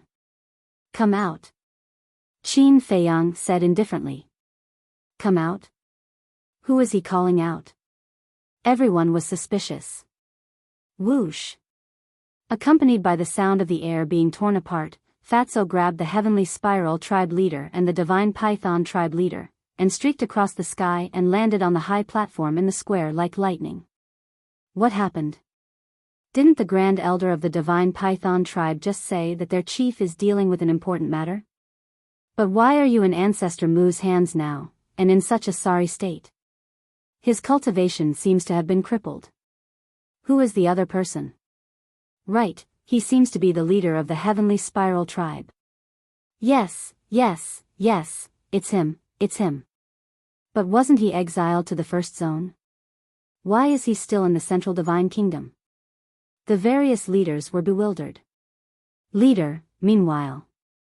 The red-haired old man suddenly stood up and looked at the chief of the Divine Python tribe in disbelief. He thought of many possibilities. But he didn't expect this to be the result. He abruptly turned his head to look at Qin Feiyang. His hair stood on end as he roared, "Ancestor Mu, what exactly did you and your big brother do to the leader?" Big brother. Everyone's eyes trembled slightly. The Chief Tower Master also reacted for the first time. He raised his head and looked at Qin Feiyang. Qin Feiyang's heart trembled. He stood up and said, "Disciple will tell you the truth later." "Master, please don't be anxious." The Chief Tower Master nodded and retracted his gaze. At the same time, Fu Anshan looked at the chief of the Divine Python tribe who was covered in blood. His face was filled with disbelief. What exactly happened? A dignified 8-star combat emperor actually fell into the hands of Qin Feiyang? Don't be nervous, you will definitely find a way to turn things around. Young Master Hao smiled mockingly at Fu Anshan. He looked at the chief of the Divine Python tribe and said, "Tell everyone, did Fu Anshan order you to kill Shen Feiyan?" Fu Anshan hurriedly said, "Brother Pei, we have no enmity. Don't harm me." The red-haired old man also exclaimed, "Leader, quickly tell everyone that this matter has nothing to do with you. You are innocent." The chief of the Divine Python tribe glanced at the red-haired old man and Fu Anshan with a gloomy expression. The chief of the Heavenly Spiral tribe looked at everyone with flickering eyes. Suddenly, the two of them looked at each other, and a cold light flashed in their eyes. Then, they looked at Qin Feiyang in unison. The corner of Qin Feiyang's mouth lifted. With a slight thought, he instantly erased the soul of the chief of the heavenly spiral tribe. Ah! Accompanied by a shrill scream, the chief of the heavenly spiral tribe died on the spot. What happened? Everyone was bewildered. Why did he suddenly die without any reason? The chief of the divine python tribe also turned his head abruptly and looked at the corpse lying on the ground in horror. I already said that I can peek into your inner thoughts. Why didn't you listen? A faint laughter sounded in the chief of the divine python tribe's mind. The chief of the divine python tribe quivered and turned to look at Qin Feiyang. He saw Qin Feiyang looking at him with a smile. Immediately, an uncontrollable fear emerged in his heart. Seeing that the chief of the divine python tribe was looking at Qin Feiyang, the others also looked at Qin Feiyang. They were extremely bewildered. Could it be that the death of the chief of the heavenly spiral tribe was related to this kid? But how exactly did he do it? They didn't see him make a move. He had been sitting there the whole time. Don't play any tricks. It's useless. Just be obedient. Maybe you can still live. Qin Feiyang sent a voice transmission to the chief of the divine python tribe without batting an eyelid. Since Fatso appeared with the two of them, he had been peeking into their inner thoughts. Just now, he saw that the two of them wanted to expose his true identity. Therefore, he erased the soul of the chief of the heavenly spiral tribe without hesitation. He did this to intimidate the chief of the divine python tribe. Obviously, he had achieved the effect he wanted. Fatso patted the chief of the divine python tribe hard and sighed inwardly. You're really naive. Boss never does anything that he's not confident of. Since he dares to let you appear in front of the chief tower master alive, he definitely has full confidence that he won't let you speak. The chief of the divine python tribe trembled both physically and mentally. What kind of person was this? Why was he so terrifying? Fatso sent a voice transmission. Don't waste time. Tell us the truth. The chief of the divine python tribe powerlessly lowered his arm. He looked at the crowd and said, Young Master Hao is right. It was Fu Anshan who ordered me to kill Li He and Shen Feiyan. The reason for killing them is just as young Master Hao said. There was another huge uproar. Everyone's eyes were filled with disbelief. It can't be. When the red-haired old man heard this, it was like a bolt from the blue. His face turned pale. It was actually true. Why did it turn out like this? The chief in his memory would never do such a thing. Young Master Hao looked at him sympathetically and sighed. I told you, you might not know your chief well. The red-haired old man looked up at him and smiled sadly. Then, he looked at the chief of the divine python tribe and asked, Tell me, why did you collude with Fu Anshan? That's right. As the chief of a super tribe, how could he collude with someone like Fu Anshan? It's even more impossible for him to do things for Fu Anshan. Everyone was puzzled. The chief of the divine python tribe lowered his head and found it difficult to speak. Let me tell you. He helped Fu Anshan because Fu Anshan had something on him. Young Master Hao said. What do you mean? The red-haired old man asked. Young Master Hao was about to speak when a sigh suddenly sounded from the crowd. Young Master Hao, let me tell everyone about this personally. As soon as he finished speaking, a young man in white landed on the high platform. It was Pei Yi. Okay. Young Master Hao looked at Pei Yi deeply and retreated to the side. Pei Yi looked at the chief of the divine python tribe and couldn't help but sigh. He turned to look at the red-haired old man and said, Grand Elder, the evidence is that second uncle killed my father. The chief of the divine python tribe trembled violently. This, everyone present was dumbfounded. Even the chief pagoda master was shocked. The red-haired old man was also dumbfounded. After recovering from the shock, he said angrily, what nonsense are you talking about? I'm not talking nonsense. I've known about this for a long time. I just didn't say it.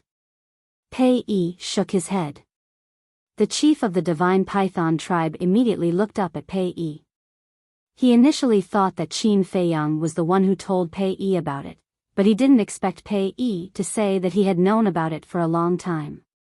Pei also turned to look at the chief of the divine python tribe and said, "Second uncle, you don't know, right? When I was young, I went to look for you once and happened to hear you and Pei Qin talking about this."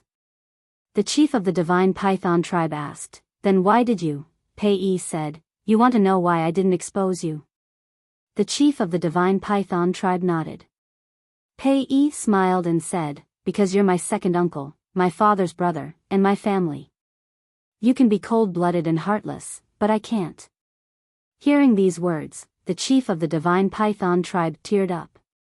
His heart melted. It was only at this moment that he realized how wrong he was in the past. "I'm sorry, I've let you and your father down."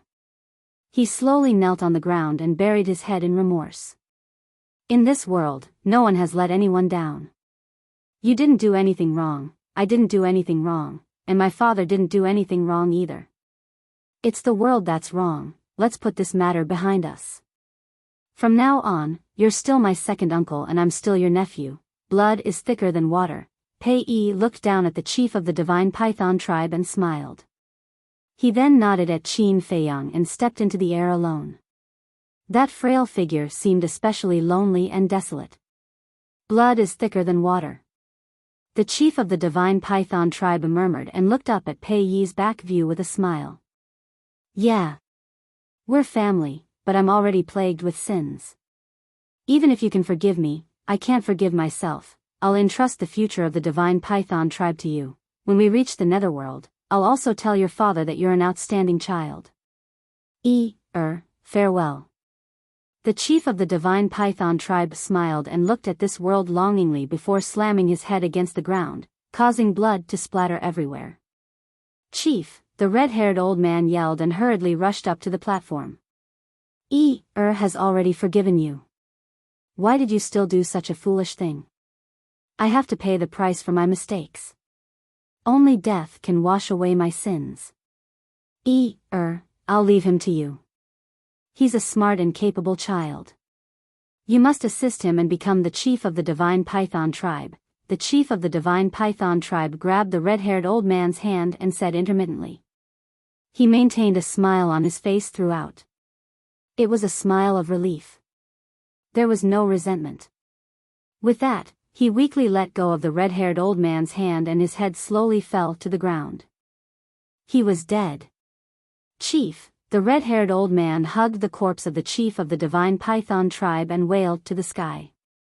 At the same time, Pei stopped in his tracks and turned to look at the platform.